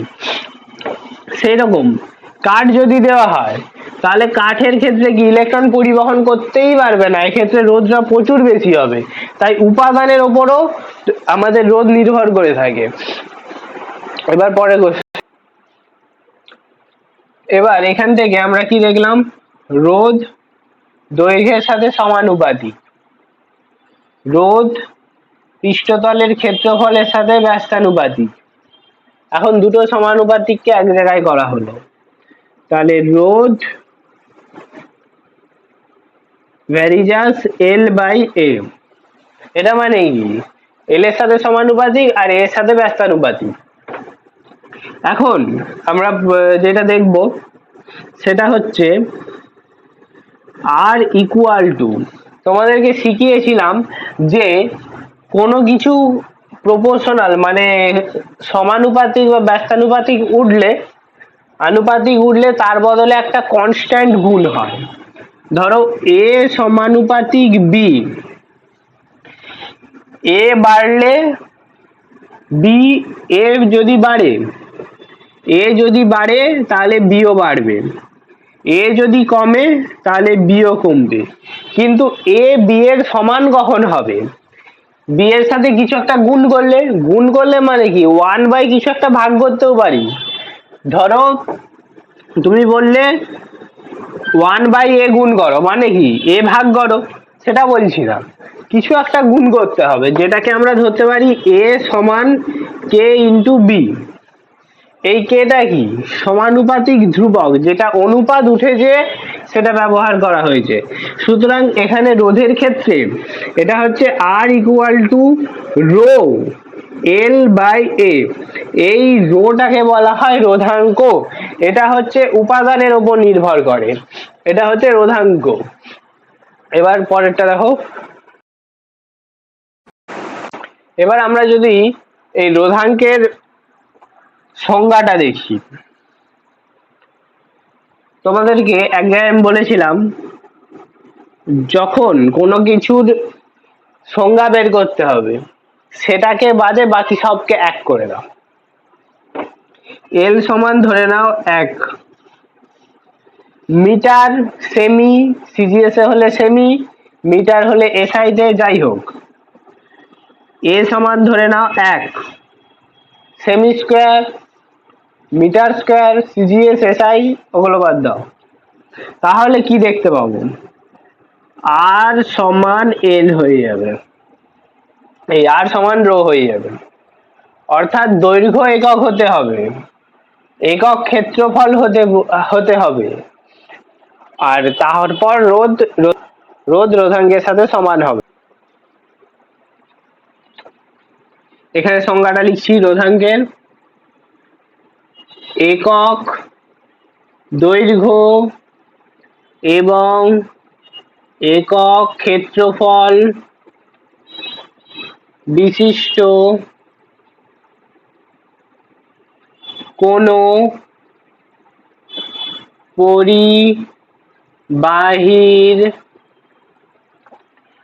পরিবাহী দুই প্রান্তের মধ্যবর্তী রোধকে বলে ওই পরিবাহীর রোধাঙ্ক। একক দৈর্ঘ্য, একক ক্ষেত্রফল বিশিষ্ট, ধরো একটা ঘনক,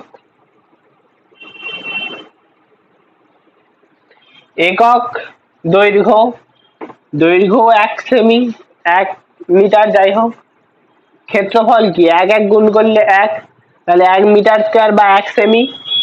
একক দৈর্ঘ্য একক ক্ষেত্রফল বিশিষ্ট কোনো পরিবাহীর দুই প্রান্তের মধ্যবর্তী, এই প্রান্ত থেকে এই প্রান্তে ইলেকট্রন যেতে যে পরিমাণ রোধ অনুভব করে তাকে বলা হয় ওই পরিবাহীর রোধাঙ্ক।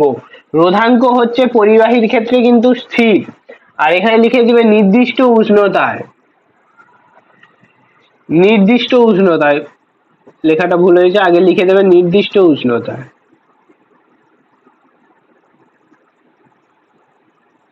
নির্দিষ্ট উষ্ণতায় একক দৈর্ঘ্য এবং একক ক্ষেত্রফল বিশিষ্ট কোনো পরিবাহী দুই প্রান্তের মধ্যবর্তী রোধকে ওই পরিবাহীর রোধাঙ্ক বলা হয়।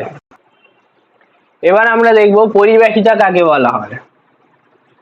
পরিবাহিতা, পরিবাহিতা মানে ইলেকট্রন বা তড়িৎ ওই বর্তনীর মধ্য দিয়ে কত সহজে চলাচল করতে পারে তাকে বলা হয় পরিবাহিতা, কত সহজে প্রবাহিত হতে পারে।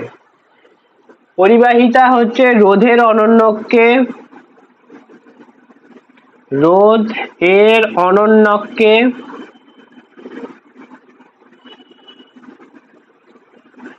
বলে পরিবাহিতা।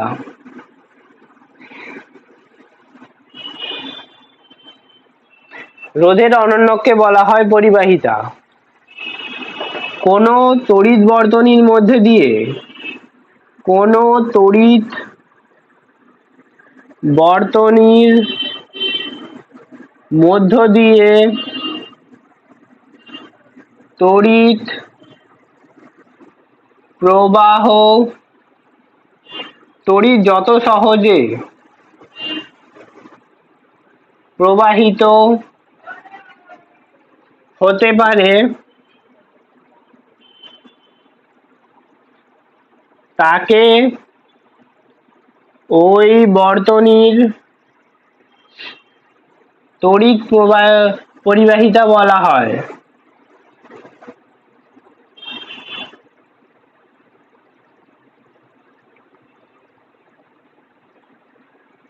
প্রবাহিতা হচ্ছে রোধের অনন্যককে বলা হয় পরিবাহিতা। রোধের অনন্যক, অনন্যক মানে জানো তো 1/, সেটা রোধের অনন্যক মানে 1/r, যা কিছু অনন্যক হবে সেটাকে মানে তার উল্টোকে বলা হয়। তাহলে 1/r এটা হচ্ছে পরিবাহিতা। দেখে নাও একবার। এবার আসি পরিবাহিতাঙ্ক।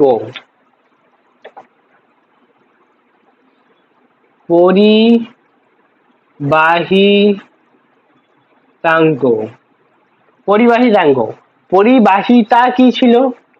পরিবাহিতা ছিল কে সমান রোধের অনন্যক।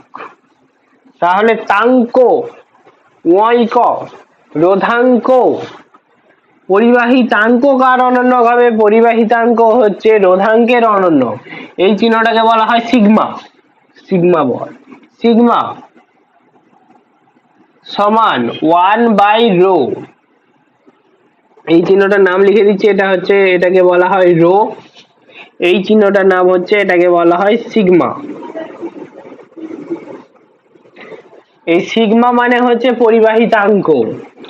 পরিবাহিতাঙ্ক রোধাঙ্কের অনন্যককে বলা হয় পরিবাহিতাঙ্ক। এটাই লিখে দিবে, রোধাঙ্কের অনন্যককে বলা হয় পরিবাহিতাঙ্ক। এবার রোধাঙ্কের মাত্রা আমরা দেখব কি, এটা মুছে দিই। একটা সূত্র মনে রাখতে বলেছি, আর সমান রো এল বাই এ। এই সূত্রটা সবসময় মনে রাখবে, আর সমান রো এল বাই এ। তাহলে রোধাঙ্ক সমান কি হবে? রোধাঙ্ক সমান আর ইন্টু এ বাই এল। এখন আমরা বের করব যে রোধাঙ্কের মাত্রা কি হবে। মাত্রা থার্ড ব্র্যাকেটের মধ্যে আমরা লিখে থাকি। তাহলে আগে বের করতে আমাদেরকে রোধের মাত্রা, তার সাথে বের করতে হবে এর মাত্রা বাই এল এর মাত্রা দিয়ে ভাগ। এখন এল তো দৈর্ঘ্য, এল তো দৈর্ঘ্য, দৈর্ঘ্যের মাত্রা আমরা কি বলে থাকি? এল। এ মানে কি? এ মানে হচ্ছে ক্ষেত্রফল। ক্ষেত্রফল মানে কি? Metre square. মানে দৈর্ঘ্য স্কোয়ার করলে দৈর্ঘ্য ইন্টু প্রস্থ, বর্গক্ষেত্রের ক্ষেত্রফল হলে দৈর্ঘ্য স্কোয়ার, আর তোমার আয়তক্ষেত্রের হলে দৈর্ঘ্য ইন্টু প্রস্থ। দৈর্ঘ্য বড়টাকে বলা হয় আর ছোটটাকে বলা হয় প্রস্থ, কিন্তু দুটোই তো আসলে দূরত্ব, দৈর্ঘ্য। তাই এটা হচ্ছে দৈর্ঘ্যর স্কোয়ার। এখন রোধের মাত্রা কি হবে? রোধ সমান আমরা কি করব, কোথা থেকে বের করব? ভি সমান আই আর।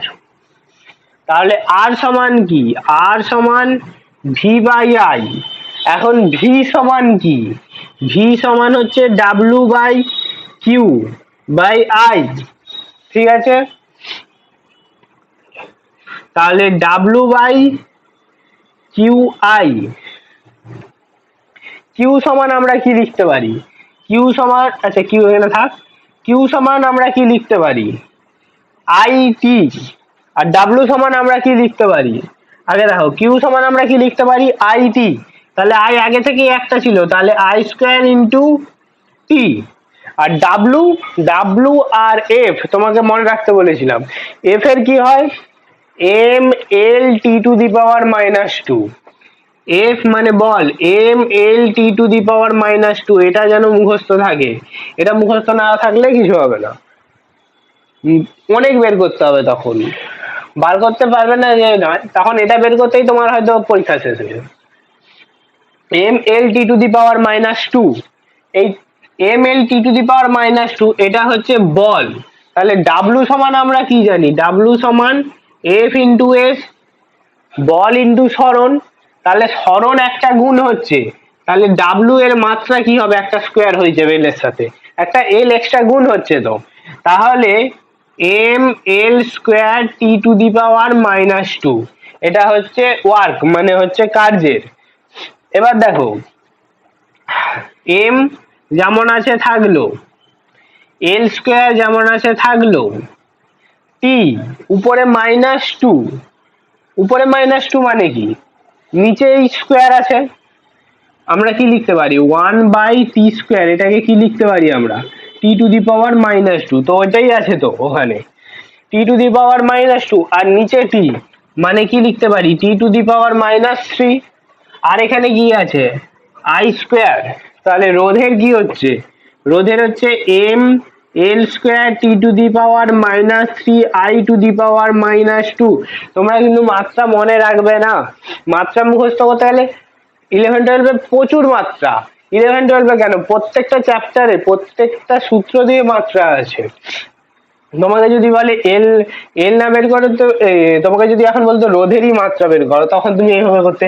এখন বলেছে রোধাঙ্কের, তাহলে রোধাঙ্কের বের করতে হলে আগে রোধ বের করতে হবে, তারপর সেটার সাথে গুণ করতে হবে, ভাগ করতে হবে। দেখো এবার রোধের মাত্রাটা এখানে বসালাম, mL²T⁻³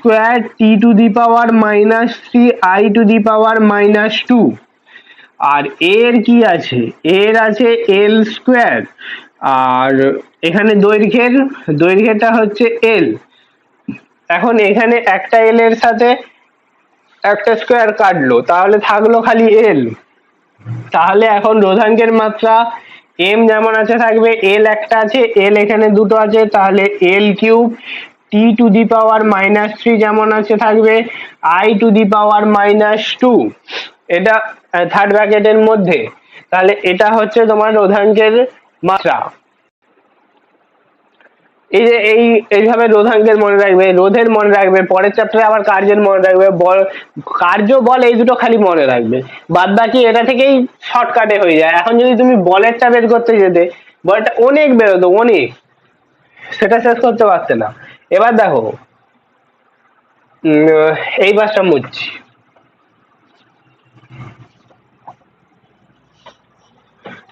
এবার একক কি করা যায়, এটা ধরো রোধাঙ্ক, একটাই সূত্র মনে রাখতে বলেছি, আর সমান রো L/A, তাহলে রোধাঙ্ক সমান আর ইন্টু A/L, ঠিক আছে। এখন এ কে আমরা কি লিখতে পারি, এল এর স্কোয়ার, দৈর্ঘ্য স্কোয়ার, আর নিচে এল আছে। এখন এই এল এর সাথে একটা এল এর স্কোয়ার কাটবে, এল থাকবে, তাহলে রোধাঙ্ক সমান আমরা কি লিখতে পারি আর ইন্টু এল লিখতে পারি। তাহলে এর এককটা কি হচ্ছে, এককটা হচ্ছে রোধের একক কি ওহম, আর দৈর্ঘ্যের এসআই ইউনিট কি হচ্ছে ওহম মিটার, তাহলে রোধাঙ্কের একক হচ্ছে ohm metre, ohm into metre, ঠিক আছে। পাশে লিখে দেবে কিন্তু এটা হচ্ছে এসআই। আবার যদি সিজিএস এ বলতো, সিজিএস এ কি লিখেছি আমরা, সিজিএস এ ওহমকে আমরা লিখি স্ট্যাট ওহম ও এইচ, এইভাবে লিখে দেবে স্ট্যাট ওহম ইন্টু মিটারকে আমরা সিজিএস এ কি লিখে থাকি semi, stat ohm into cm, এটা হচ্ছে CGS unit, stat ohm into cm. এবার আসো পরিবাহিতাঙ্ক, এইখানটা মুছছি, দেখো পুরোটা মুছছি না কারণ একটা সাথে একটা রিলেটেড, ওই কারণে। পরিবাহিতাঙ্ক হচ্ছে সিগমা সমান আমরা কি লিখেছি 1/ρ, সিগমা সমান 1/ρ। তাহলে সিগমার মাত্রা কি হবে, মানে পরিবাহিতাঙ্কের মাত্রা কি হবে, পরিবাহিতাঙ্কের মাত্রা হচ্ছে 1 রোধাঙ্কের যে মাত্রা। এখন তাহলে দেখেছো যে পরিবাহিতাঙ্কের মাত্রা যদি বের করতে হয় আগে আমাকে রোধাঙ্কের মাত্রা বের করতে হবে। পরিবাহিতাঙ্ক একবার মনে রাখবে, রোধাঙ্কের একবার মনে রাখবে, রোধের মনে রাখবে, এর মনে রাখবে, এফ এর মনে রাখবে, ওয়ার্কের মনে রাখবে, এত সম্ভব নয়, পরীক্ষার হলেই বের করবে। এখন রোধাঙ্কের মাত্রা রাখো, নিচে লিখবে M L cube T to the power -3 I to the power -2, এটা হচ্ছে রোধাঙ্কের। তাহলে পরিবাহিতাঙ্কের কি হবে, এমটা উপরে উঠবে, এম উপরে উঠলে কি হবে -1, এলটা উপরে উঠবে, তাহলে এল নিচে +3 আছে, তাহলে উপরে উঠলে কি হবে -3, টিটা উপরে উঠবে, টি নিচে হচ্ছে -3, তাহলে উপরে উঠলে কি হবে +3, আইটা উপরে উঠলো, আই নিচে আছে কি হচ্ছে -2, তাহলে উপরে আছে কি +2, উপরে উঠলে +2 হয়ে যাবে। তাহলে এটা হচ্ছে পরিবাহিতাঙ্কের মাত্রা, দেখে নাও। এবার যদি বলে পরিবাহিতার মাত্রা কি, পরিবাহিতার মাত্রা দেখো, এখন এখানটা মুছছি। পরিবাহিতা কাকে বলে, পরিবাহিতা কে সমান 1/r, পরিবাহিতা কে সমান 1/r। তাহলে রোধের মাত্রা আমরা কি বের করেছিলাম, রোধের মাত্রা V সমান IR,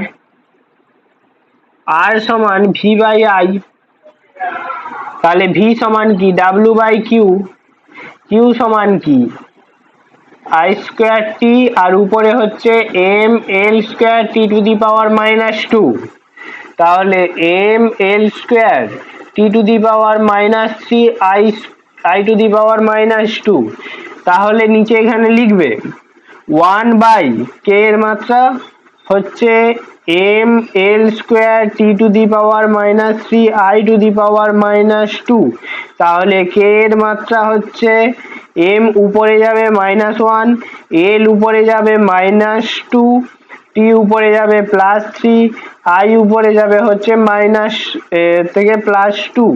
এটা হচ্ছে পরিবাহিতার মাত্রা। এবার পরিবাহিতার একক দেখো, পরিবাহিতা কি, রোধের অনন্যক, রোধের উল্টো, তাহলে রোধের একক কি, রোধের একক হচ্ছে ওহম। পরিবাহিতা কি, কে সমান 1/r, তাহলে কি লিখতে পারি 1/ওহম, তাহলে ওহমটা যখন উপরে উঠবে কি হবে ওহম ইনভার্স, ওহম ইনভার্সও লিখতে পারি, আবার এই ওহমটাকে উল্টো দিকেও লিখতে পারি, এটাকে বলা হয় মো। মো, ওহম, OHM, এটা হচ্ছে এরকম চিহ্ন, আর MHO মো, এটা হচ্ছে এরকম চিহ্ন, মানে এইটা এপাশ থেকে ওহম, এটা এপাশ থেকে মো, মানে উল্টো দিকটা হচ্ছে, চিহ্নটা ভুল হলো, চিহ্নটা হচ্ছে এরকম, দুটো একে অপরের উল্টো, রোধের উল্টো। আর তাহলে তোমার এখানে কি হবে, যখন রোধাঙ্কের ইউনিট হচ্ছে তোমার ওহম মিটার, তাহলে এখানে তোমার হবে পরিবাহিতাঙ্কে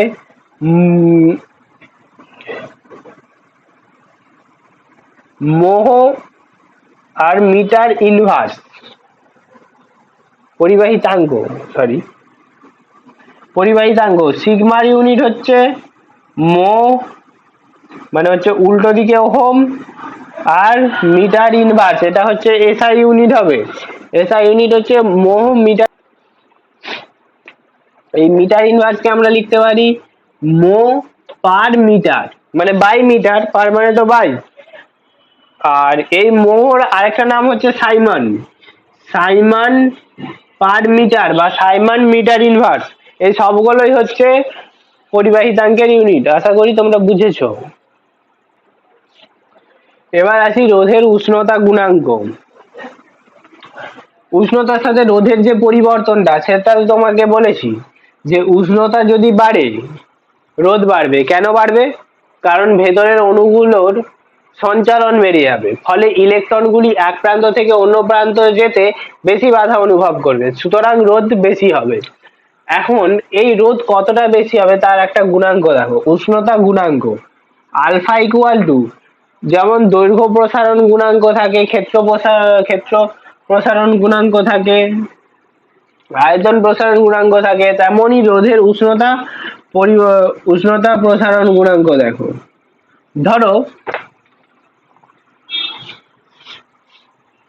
দাঁড়াও,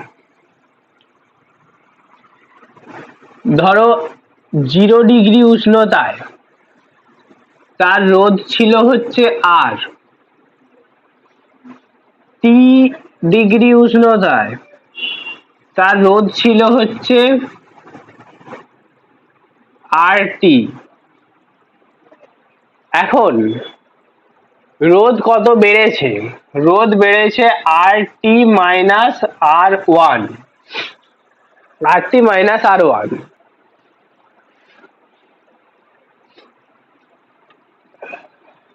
এটা আর ওয়ান নয়, আর নট বা আর শূন্য ধরো।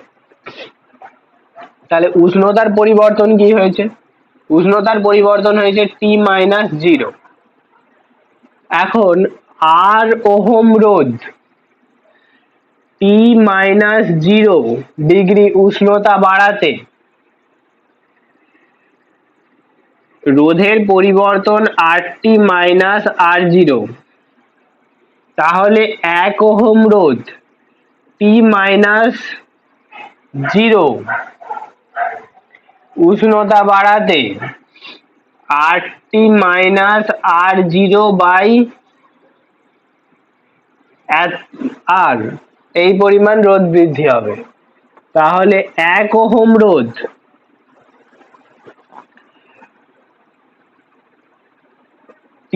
1 ডিগ্রি সেন্টিগ্রেড বাড়াতে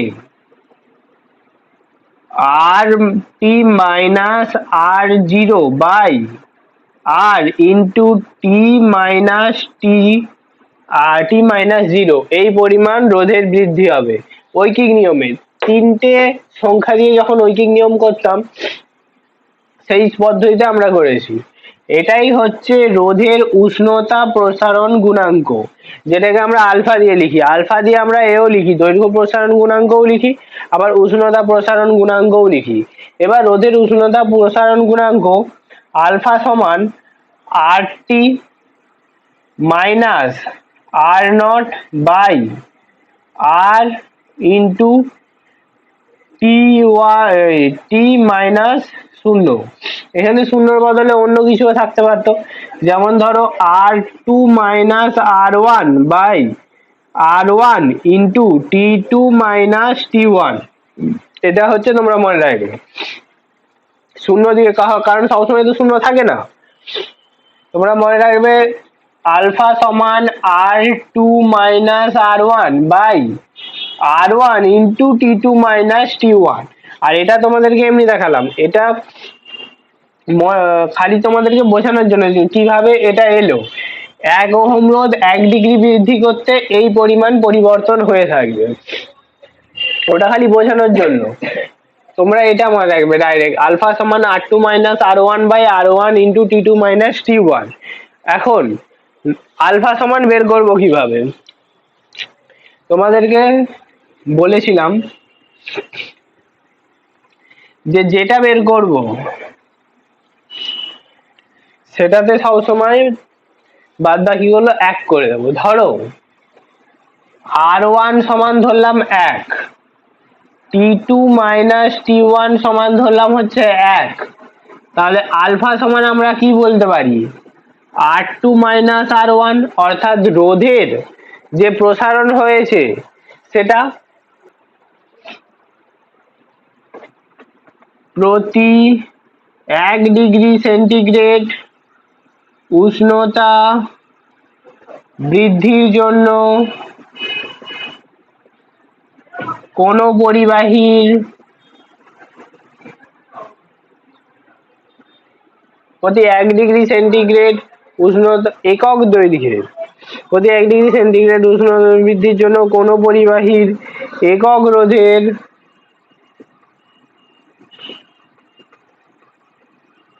যে পরিমাণ রোধ বৃদ্ধি হয় তাকে বলে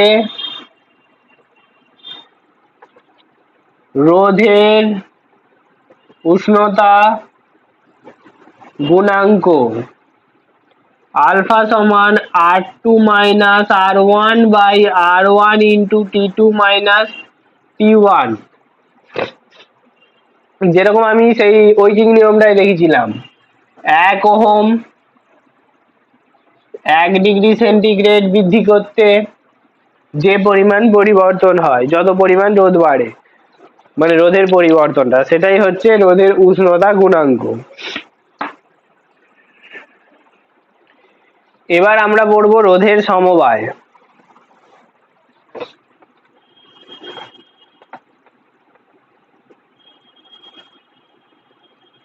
রোধের সমবায় দুই প্রকার হয়ে থাকে, একটা হচ্ছে শ্রেণী আর একটা হচ্ছে সমান্তরাল। শ্রেণীটা হয়ে থাকে, শ্রেণীর আরেক নাম হচ্ছে সিরিজ, মানে শ্রেণী একই লাইনে থাকবে, এটা হচ্ছে শ্রেণী। এখানে ভোল্টেজ সমান্তরাল, সমান্তরাল আমরা অঙ্কে কি করে থাকি, সমান্তরাল লাইন, সেরকম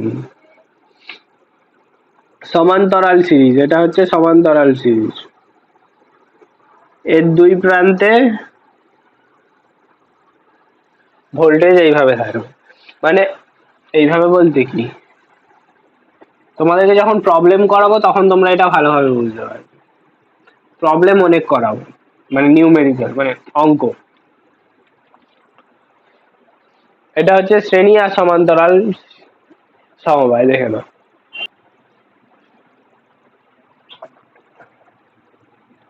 আর হচ্ছে মিশ্র সমবায়। মিশ্র সমবায় আর কিছুই নয়, মেন হচ্ছে শ্রেণী আর সমান্তরাল। মিশ্র সমবায় কি, মানে শ্রেণীও থাকবে সমান্তরালও থাকবে। এই দুটো কি একে অপরের সাথে সমান্তরাল আছে, আবার এই দুটোর মিলিয়ে ধরো একটা রোধ হলো, তার সাথে এগুলো কি শ্রেণীতে আছে, তাই শ্রেণী আর সমান্তরাল যখন একসাথে থাকে সেটাকে তখন মিশ্র সমবায় বলে। এবার আসি তুল্য রোধ কাকে বলে। ধরো তুমি, তোমার ভাই, তোমার বোন মিলে এ পরিমাণ কাজ করলে, আর তোমার দাদা একা ওই টাইমে এ পরিমাণ কাজ করে দিল, তাহলে বলতে পারি এই তিনজনের শক্তি বা সামর্থ্য তোমার দাদার সমতুল্য, মানে তোমার দাদা এই তিনজনের কাজ একই সময়ে একজনই করে দিচ্ছে। ধরো এখানে R1 R2 R3, এই তিনজনে মিলে যে কাজ করছে, তিনজনে আমি তিনটে এক্সট্রা খরচ করব কেন, তিনটের বদলে আমি একটা এমন রোধ রাখবো যে এই তিনটে সমান কাজ করে দেবে।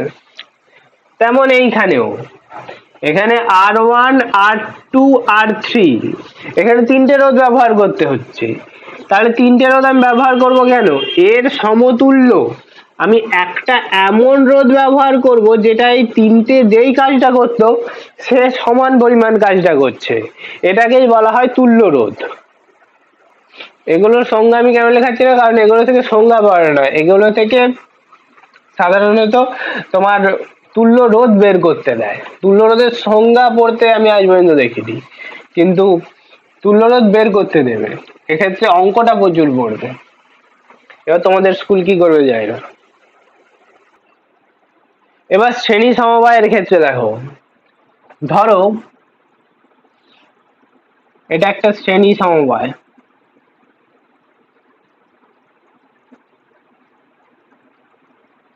এটা হচ্ছে R1, এটা হচ্ছে R2, এটা হচ্ছে R3, এটা হচ্ছে V, এই তিনটের জায়গায় আমি এমন একটা রোধ রাখবো যেটা এই তিনটের কাজ একাই করে দেবে। সেটা ধরো আর এস, এস ধরো শ্রেণী সমবায় তো, সিরিজ এস।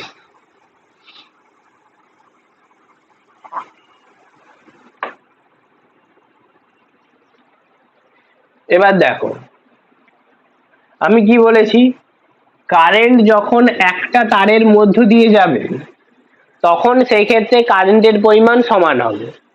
অর্থাৎ এখানেও যেই পরিমাণ আই প্রবাহিত হবে, এখানেও সেই পরিমাণ আই প্রবাহিত হবে, এখানেও সেই পরিমাণ আই প্রবাহিত হবে, এখানেও হবে, এখানেও সেই পরিমাণ আই প্রবাহিত হবে, এখানেও সেই পরিমাণ আই প্রবাহিত হয়ে ফিরে আসবে।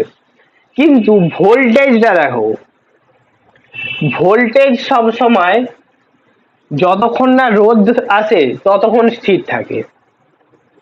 কিছু উদাহরণ দিয়ে দেখাচ্ছি।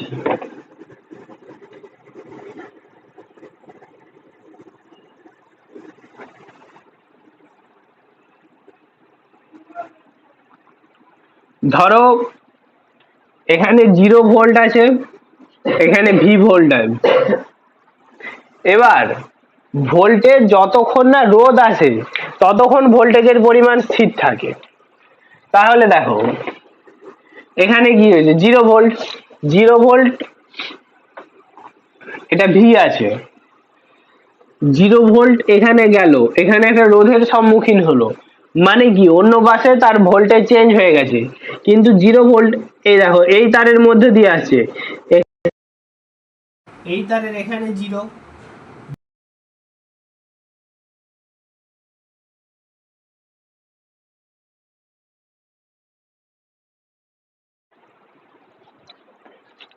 দেখো তোমরা এই তারটার মধ্যে যতক্ষণ না কোনো রোধ আছে ততক্ষণ এর মান কিন্তু 0। আবার এই পাশে দেখো এখানে ভি আছে, ভি আসছে আসছে আসছে, এখানে রোধ আছে, মানে এর আগে অবধি এটা ভি, এই রোধটা পার হলেই ভোল্টেজ ড্রপ হয়ে যাবে, মানে ভোল্টেজ কিছুটা নষ্ট হয়ে ভি আর থাকবে না, অন্য কিছু হবে। তেমন এখান থেকে আসছে, এটা তো তার একটাই তার, এখানেও ভি, এখানেও ভি, এখানেও ভি, এখানেও ভি, এখানেও ভি, এখানেও ভি, এখানে 0 0, মানে ভোল্টেজ যতক্ষণ না কোনো রোধের সংস্পর্শে আসে ততক্ষণ অবধি তার মান একই থাকে। মানে এখানে আমি বলতে চাইছি যে এই ভোল্টেজটা এইখান অবধি একই থাকবে, তারপরে এটা আবার ড্রপ হবে, এই ছোটটাই বোঝায়। দেখো এই যে ভোল্টেজটা এইখান অবধি, ধরো এ পাশে 0 আছে, এ পাশে ভি ভোল্ট আছে, ঠিক আছে, তাহলে এইখান অবধি এর মান 0 থাকবে, এইখান অবধি এর মান ভি থাকবে, কারণটা একটা তারের মধ্যেই হচ্ছে। কিন্তু তড়িৎ প্রবাহ মাত্রা আই, আই কখনো চেঞ্জ হবে না রোধ থাকলেও। আই কখন চেঞ্জ হবে, আই হচ্ছে জলের মতো, যখন দুটো আলাদা আলাদা পথ তৈরি হয়ে যাবে তখন সেটা চেঞ্জ হবে। আই হচ্ছে জলের মতো। ধরো এখানে এখানে ধরো একটা আই এলো, ঠিক আছে, এবার এখান থেকে প্রবাহিত হবে I1, এখান থেকে প্রবাহিত হবে I2, এখানে দুটো আলাদা আলাদা পথ তৈরি হচ্ছে, তখন আই চেঞ্জ হবে। তাহলে এক্ষেত্রে সিরিজের ক্ষেত্রে মানে শ্রেণী সমবায়ের ক্ষেত্রে তোমরা দেখতে পাচ্ছ এটা একটা তারের মধ্যেই সংগঠিত হচ্ছে, রোধের আগে অবধি একটা ভোল্টেজ ছিল, তারপরে ড্রপ হচ্ছে পরপর। তাহলে এখানে সমান কি, সমান হচ্ছে আই, এখানে সমান হচ্ছে আই। ধরো এই পয়েন্টটাকে আমরা ধরলাম এ, এই পয়েন্টটাকে আমরা ধরলাম বি, এই পয়েন্টটাকে আমরা ধরলাম সি, এটাকে ধরলাম হচ্ছে ডি। এখন ভি এ আর ভি বির মধ্যে যে বিভব প্রভেদ সেটা আমরা কি লিখতে পারি, ওখানে R1 আছে আর আই তো সবার ক্ষেত্রে সমান, বিভব প্রভেদ V A minus V B, এই দুটো পয়েন্টের মধ্যে বিভব প্রভেদ আমরা কি লিখতে পারি, এই আর এর অ্যাক্রস যে আইটা যাচ্ছে সেটার সঙ্গে I into R1 V A minus V B, এই দুটোর মধ্যে বিভব প্রভেদ, পুরোটার মধ্যে নয়, এই দুটো পয়েন্টের মধ্যে বিভব প্রভেদ যেটা হবে সেটা তো এই খালি আর এর জন্য হবে, তাহলে আই ইন্টু R1। এখন বি আর সি এর মধ্যে যদি বলা হয়, খালি এই দুটো পয়েন্টের মধ্যে কে আছে, R2, V B minus V C সমান কি লিখতে পারি, আই তো সবার ক্ষেত্রে সমান, তাহলে R2 V C minus V D, C আর ডি এর মধ্যে এই পয়েন্টটার জন্য আমরা কি লিখতে পারি, আই ইন্টু R3। এখন তিনটাকে যোগ করো, তিনটাকে যোগ করলে আমরা কি দেখতে পাবো, এখানে দেখো ভি এর আগে কি প্লাস আছে, এখানে মাইনাস আছে, তাহলে এই দুটো কাটবে। এর আগে কি আছে প্লাস, এর আগে কি আছে মাইনাস, তাহলে এই দুটো কাটবে। V A minus V D, তাহলে বিভব প্রভেদটা কোন দুটো পয়েন্টের মধ্যে বেরোলো, এই তিনটেকে যোগ করলে বিভব প্রভেদ দুটো এখন যে বেরোলো, বিভব প্রভেদটা বেরোলো এই পয়েন্ট আর এই পয়েন্টের মধ্যে বিভব প্রভেদ। এখন তোমাকে আমি কি বললাম, যে এই পয়েন্টটা ধরো এ, এর বিভব ধরো এই ধরলাম আমি যে এর বিভব এ, এর বিভব এ মানে কি, এটা এ, এটা এ মানে এই প্রান্তে এ, আবার এর বিভব ডি মানে কি, এটাও ডি, এটাও ডি, এটাও ডি, এতটা অবধি ডি আসছে। যতটা অবধি তার থাকবে, রোধ থাকবে না বা কোনো ভোল্টেজ থাকবে না, ততটা অবধি বিভব প্রভেদ একই থাকবে। তাহলে এই দুটো পয়েন্টের মধ্যে বিভব প্রভেদ সমান, মানে এই ভি এর সাথে বিভব প্রভেদ সমান। এবার দেখো V A minus V D সমান কি লিখতে পারি, I R1 plus I R2 plus I R3, ঠিক আছে। এখন আইটাকে যদি কমন নিয়ে নাও, তাহলে কি লিখতে পারি, R1 প্লাস R2 প্লাস কি R3, এই V A minus V D এটা হচ্ছে এই দুটোর পয়েন্ট। এখন এই পয়েন্টটা ধরো এ, এই পয়েন্টটা ধরো ডি, কারণ এই তিনটে রোধকে আমরা একটা রোধ ধরেছি। আচ্ছা নাও এই কমন নেওয়াটা আমি এই পাশটা নিই, তাহলে এই পাশে এটা দেখাতে সুবিধা হবে। I R1 plus R2 plus R3, তাহলে এবার ওই পাশের দিকে লক্ষ্য করো, তোমরা লিখে দেবে। এখন ধরি এই তিনটের বদলে একটা সমতুল্য রোধ নেওয়া হলো যার মান হচ্ছে আর এস, ঠিক আছে। এখন এ ডি পয়েন্টের মধ্যে বিভব প্রভেদ V A minus V D সমান আমরা কি লিখতে পারি, এখান থেকে আই প্রবাহ হচ্ছে আই ইন্টু আর এস, ঠিক আছে। এখন V A minus V D, দেখো এটা 1 নাম্বার সমীকরণ, এটা 2 নাম্বার সমীকরণ। 1 নাম্বার সমীকরণে V A minus V D, 2 number সমীকরণে V A minus V D, এই দুটো সমান। তাহলে আমরা 1 নাম্বার এবং 2 নাম্বার সমীকরণ থেকে কি লিখতে পারি, 1 নাম্বার সমীকরণ 2 নাম্বার সমীকরণে I into R S equal to 1 number সমীকরণে I into R1 plus R2 plus R3, তাহলে আই দুপাশে কাটলো, আর এস সমান হচ্ছে R1 plus R2 plus R3। তাহলে এটাই হচ্ছে শ্রেণীর ক্ষেত্রে তুল্য রোধ। শ্রেণী সমবায়ের ক্ষেত্রে প্রত্যেকটা রোধকে যোগ করে দিলে যেটা হবে সেটাই হচ্ছে তার তুল্য রোধ। এখন যদি n সংখ্যক থাকতো, ধরো 1 2, এটা যদি n সংখ্যক থাকতো, তাহলে কি হতো, আর এস সমান R1 plus R2 plus R3 dot dot dot dot dot R N, মানে n সংখ্যক অবধি যাবে। এখন তুমি ধরো এই যে এই তিনটে রোধ, এটা তো R1 R2 R3 ধরেছি, এই তিনটে রোধ যদি সমান হয়, R1 equal to R2 equal to R3 সমান যদি আমরা R ধরি, তাহলে কি লিখতে পারি, আর এস সমান কি, এখানে তিনটে রোধ, তাহলে কি আর প্লাস আর, তিনটে যেহেতু আমরা বলেছি যে তিনটে একই রোধ, তাহলে কি লিখতে পারি 3R, ঠিক আছে। এখানে যদি চারটে রোধ থাকতো 4R, তাহলে আর এস যদি n সংখ্যক n সংখ্যক মানে সমান রোধ যদি শ্রেণীতে যুক্ত করা হয়, তাহলে কি লিখতে পারি এন আর। এটা মনে রাখবে আর এটা মনে রাখবে, এটা মনে রাখলেই খালি হবে, তাও এটা সুবিধার জন্য অঙ্ক করার জন্য। আর এস সমান এন আর। এবার একবার দেখে নাও, তারপর প্যারালালটা বলছি। এবার দেখো সমান্তরাল সমবায়ের ক্ষেত্রে তুল্য রোধ। সমান্তরাল সমবায়,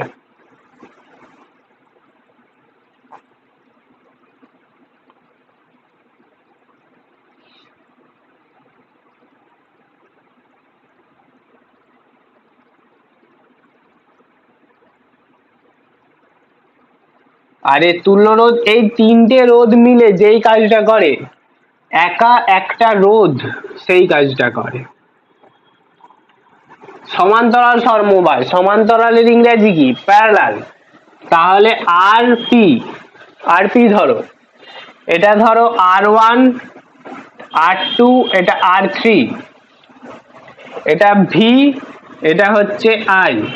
এখন আমি তোমাকে কি বলেছি, আই হচ্ছে জলের মতো, আই একটা লাইন ধরে যাচ্ছে, তারপরে তিনটে লাইনে বেঁকে যাচ্ছে, তাহলে এখানে কিছুটা জল যাবে I1, এখানে কিছুটা জল যাবে I2, এখানে কিছুটা জল যাবে I3। কিন্তু আমি তোমাকে কি বলেছি, ভোল্টেজে যতক্ষণ না একটা রোধ আসে ততক্ষণ সেটা স্থির থাকে। ধরো ভোল্টেজ এপাশে ধরো 0 আছে, এপাশে ধরো ভি আছে, ঠিক আছে, তবেই তো ভি মাইনাস 0 সমান ভি আসবে। এপাশে ধরো ভি আছে, এপাশে ধরো 0 আছে। এখন এই শূন্যটা যে কোনো পয়েন্টে, এখানে শূন্যই হবে যে কোনো পয়েন্টে। এখানে এতটা অবধি রোধ এসেছে, এখানে রোধ এসেছে, থেমে গেছে, দেখো এখানে 0। এবার এখানে যে ভি আছে, এখানে যে কোনো পয়েন্টে তুমি ভি দেখতে পাবে, দেখো ভি ভি ভি। তাহলে এবার তুমি লক্ষ্য করো, প্রত্যেকটার আই কিন্তু সমান্তরালের ক্ষেত্রে আলাদা আলাদা হয়ে যাচ্ছে, জলের মতো আলাদা আলাদা ফ্লো হচ্ছে। আবার এখানে যে যখন I1 I2 I3 একসাথে মিশবে, তখন যেটা হবে I1 plus I2 plus I3, তখন কিন্তু এটা I এর সমান হবে। এটা KCL সূত্র, সেটা পরে তোমরা ইলেভেনে যে পড়বে। আর বিভবটা দেখো, বিভবটা হচ্ছে এখানে ভি থাকলো, যেহেতু এই তারের মাঝে কোনো রোধ আসেনি, তাই এখানে এতটা অবধি ভি গেল, এখানে 0 গেল। এবার তোমরা দেখো প্রত্যেকটা রোধের দুই পাশে বিভব প্রভেদ কিন্তু সমান, ভি মাইনাস 0। দেখো প্রত্যেকটা রোধের ভি মাইনাস 0, মানে এখানে কি সেটাই ছিল শ্রেণী সমবায়ে আই সমান ছিল, এখানে দেখো তোমরা বিভব প্রভেদ সমান হচ্ছে, এখানে বিভব প্রভেদ সমান হচ্ছে। এবার পয়েন্ট গুলো আগে দিয়ে দাও, তাহলে তোমাদের বুঝতে সুবিধা হবে। এটা ধরো এ পয়েন্ট, এটা ধরো বি পয়েন্ট। কেন এ বি নিয়ে পুরো কাজটা হয়ে গেল? কারণ তোমাদেরকে আগেই বলেছি যে, আমি এটা মুছছি তাহলে বোঝার সুবিধা হবে।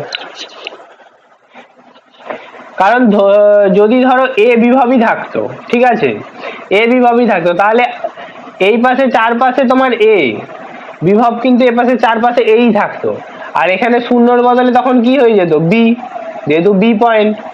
বিভব যতক্ষণ না কোনো রোধ আসে মাঝে, ততক্ষণ বিভব প্রভেদ সমান থাকবে এক্ষেত্রে মানে এতটা অবধি। এবার তুমি যদি ধারক রেখে দাও সেক্ষেত্রে আলাদা। না দাঁড়াও, ভালো করেই এঁকে দিই।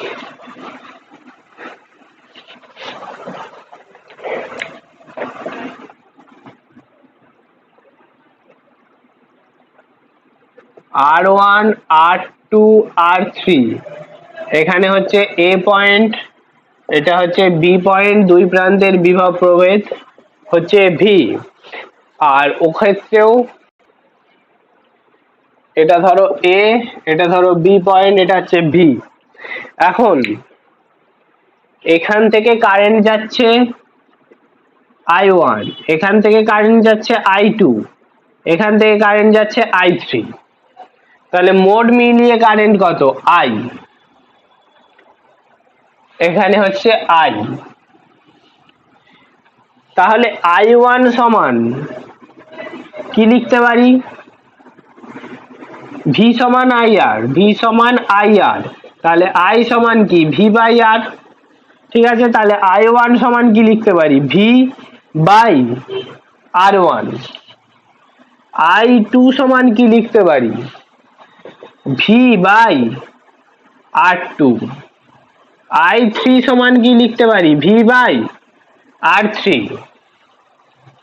তাহলে এই তিনটেকে এবার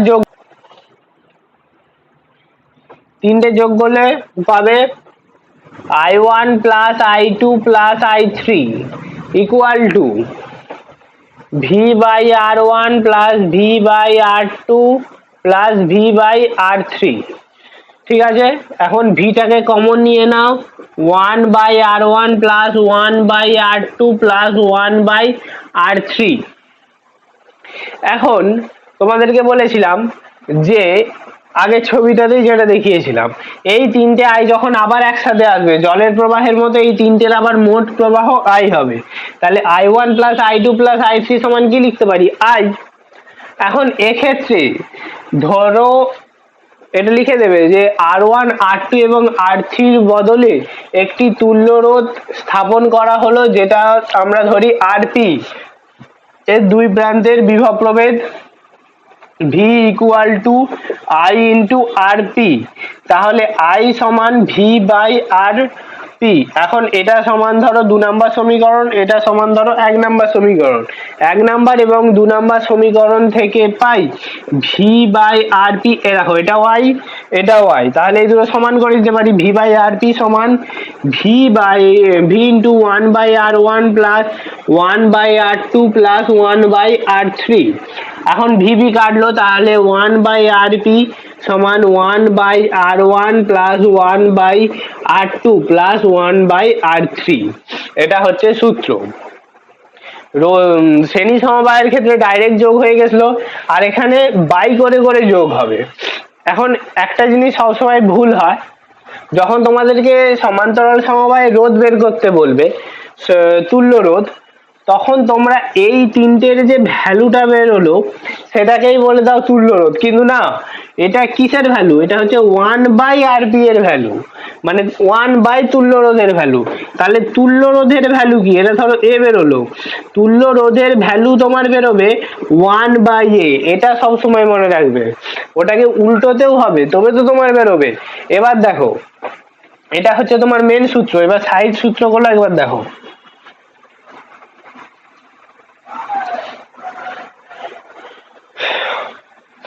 এখানে যদি n সংখ্যক থাকতো, n সংখ্যক সমান্তরাল সমবায় যদি থাকতো, তাহলে RP সমান 1 by R1 plus 1 by R2 plus 1 by R3 dot dot dot 1 by n অবধি যেত।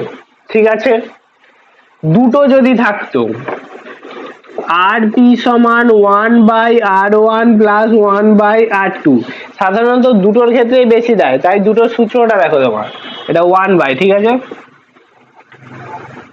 দুটো লসাগু হলো R1 R2, এটা এ পাশে গেল R1 R2 প্লাস R1, তাহলে এটা কিসের ভ্যালু, RP এর ভ্যালু। তাহলে এবার উল্টাতেও তো হবে, RP সমান R1 R2 by R1 plus R2। এটা মনে রাখলে ভালো, না মনে রাখলে এইভাবে বের করবে। যখন দুটো রোধের ক্ষেত্রে সমান্তরাল সমবায় বলবে তখন RP সমান R1 R2 by R1 plus R2। আচ্ছা, যদি প্রত্যেকটা সমান হয়, ধরো R1 equal to R2 equal to R3 হয়, তাহলে কি লিখতে পারি, 1 বাই RP সমান 1 by R plus 1 by R plus 1 by R। ঠিক আছে, তাহলে 1 বাই R কমন নিলে কি থাকবে, 1 প্লাস 1 প্লাস 1। ঠিক আছে, তাহলে কি লিখতে পারি, 3 বাই R। এখন তিনটের জন্য 3 বাই R, n সংখ্যক হলে 1 বাই RP সমান আমরা কি লিখতে পারি, n বাই R। তাহলে RP কি হবে, বারবার বলছি এটা কিন্তু উল্টাতে হবে, R বাই n। সিরিজের ক্ষেত্রে আমরা কি দেখেছি, সমানের জন্য সিরিজের ক্ষেত্রে RS ইকুয়াল টু NR। ঠিক আছে, এটা হচ্ছে সিরিজের ক্ষেত্রে।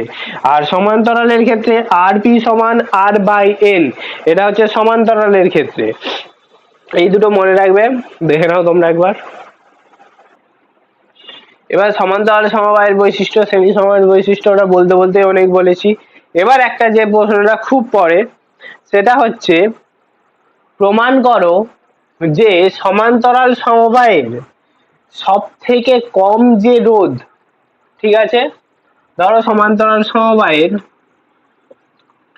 ধরো এটা একটা সমান্তরাল সমবায়, ঠিক আছে, এখানে হচ্ছে 1 ওহম, এখানে 2 ওহম, এখানে 3 ওহম। সমান্তরাল সমবায়ের সব থেকে কম রোধ হচ্ছে 1 ওহম।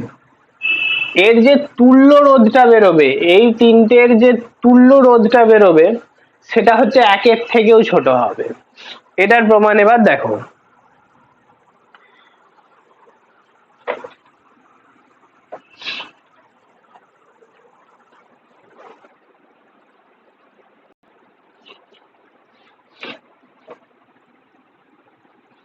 এটা R1, এটা হচ্ছে R2, এটা হচ্ছে V। ধরো R1 R2 এর থেকে বড়, ঠিক আছে, তাহলে তুল্য রোধ কত হবে? Rp সমান 1/R1 plus 1/R2, 1/R1 plus 1/R2। এখন এটার আমি দুটো রোধের ক্ষেত্রে কি বলেছিলাম? Rp সমান R1 R2 by R1 plus R2। ওটা লসাগু করলেও তোমার একই উত্তর বেরোবে, আর তুমি যদি ডাইরেক্ট লেখো একই হবে। এখন তুমি R2টাকে উপরে রাখবে, R1টাকে নিচে নামিয়ে দেবে। R1 plus R2 by R1, ঠিক আছে, R2 বাই, আর দুটোকে লসাগু করে দেবে, মানে লসাগু দুটো নিচে বাই আছে, মানে কি a plus b by c সমান আমরা কি লিখতে পারি? a বাই সি প্লাস বি বাই সি, ঠিক আছে, এটা তো আমরা লিখতে পারি। তাহলে R1 বাই R1 হচ্ছে, তাহলে এটা 1, R2 বাই R1 হচ্ছে নিচে। এখন বলা ছিল দেখো R1 R2 থেকে বড়, তাহলে এটা যদি নিচে যায় 1 R2 বাই R1 এর থেকে বড়, মানে কি R2 বাই R1 1 এর থেকে ছোট, R2 বাই R1 1 এর থেকে ছোট হয়। তাহলে এটা 1-এর থেকে ছোট হচ্ছে, ঠিক আছে, কিন্তু এটা তো 1-এর সাথে যোগ হচ্ছে, এই ছোট সংখ্যাটাও 1-এর সাথে তো যোগ হচ্ছে, তাহলে আমরা কি লিখতে পারি? 1 প্লাস R2 বাই R1, এটা কি হবে? এটা সবসময় 1-এর থেকে বড় হবে। এখন কোন সংখ্যাকে 1 দিয়ে ভাগ করলে সেটা ভাগফলটা একই হয়, মানে যে সংখ্যাটা থাকে সেটা হয়ে যায়, কিন্তু 1-এর থেকে বড় সংখ্যা দিয়ে ভাগ হচ্ছে, R2 কে 1-এর থেকে বড় সংখ্যা দিয়ে ভাগ করা হচ্ছে, তাহলে এই মোট মানটা ছোট হয়ে যাবে। ধরো R2 বাই 1, এটা কি লিখতে পারি? R2, কিন্তু R2 বাই 2 এটা কিন্তু কমে যাবে, R2 জায়গায় তুমি 4 ধরো, 4, তাহলে বুঝতে পারবে। 4/1 4 লিখতে পারি, 4/2 এটা কত লিখতে পারি? 2, মানে কত? কমে যাচ্ছে। তাহলে R2 এর মান কি কমে যাচ্ছে? R2 বাই যে সংখ্যাটা থাকবে তার পুরো মানটা কি কমে যাচ্ছে, মানে Rp এর মান কমে যাচ্ছে। তাহলে আমরা লিখতে পারি Rp সব সময় ছোট হবে R2 এর থেকে। এটাই প্রমাণ হয়ে গেল, এইভাবে লিখে দেবে।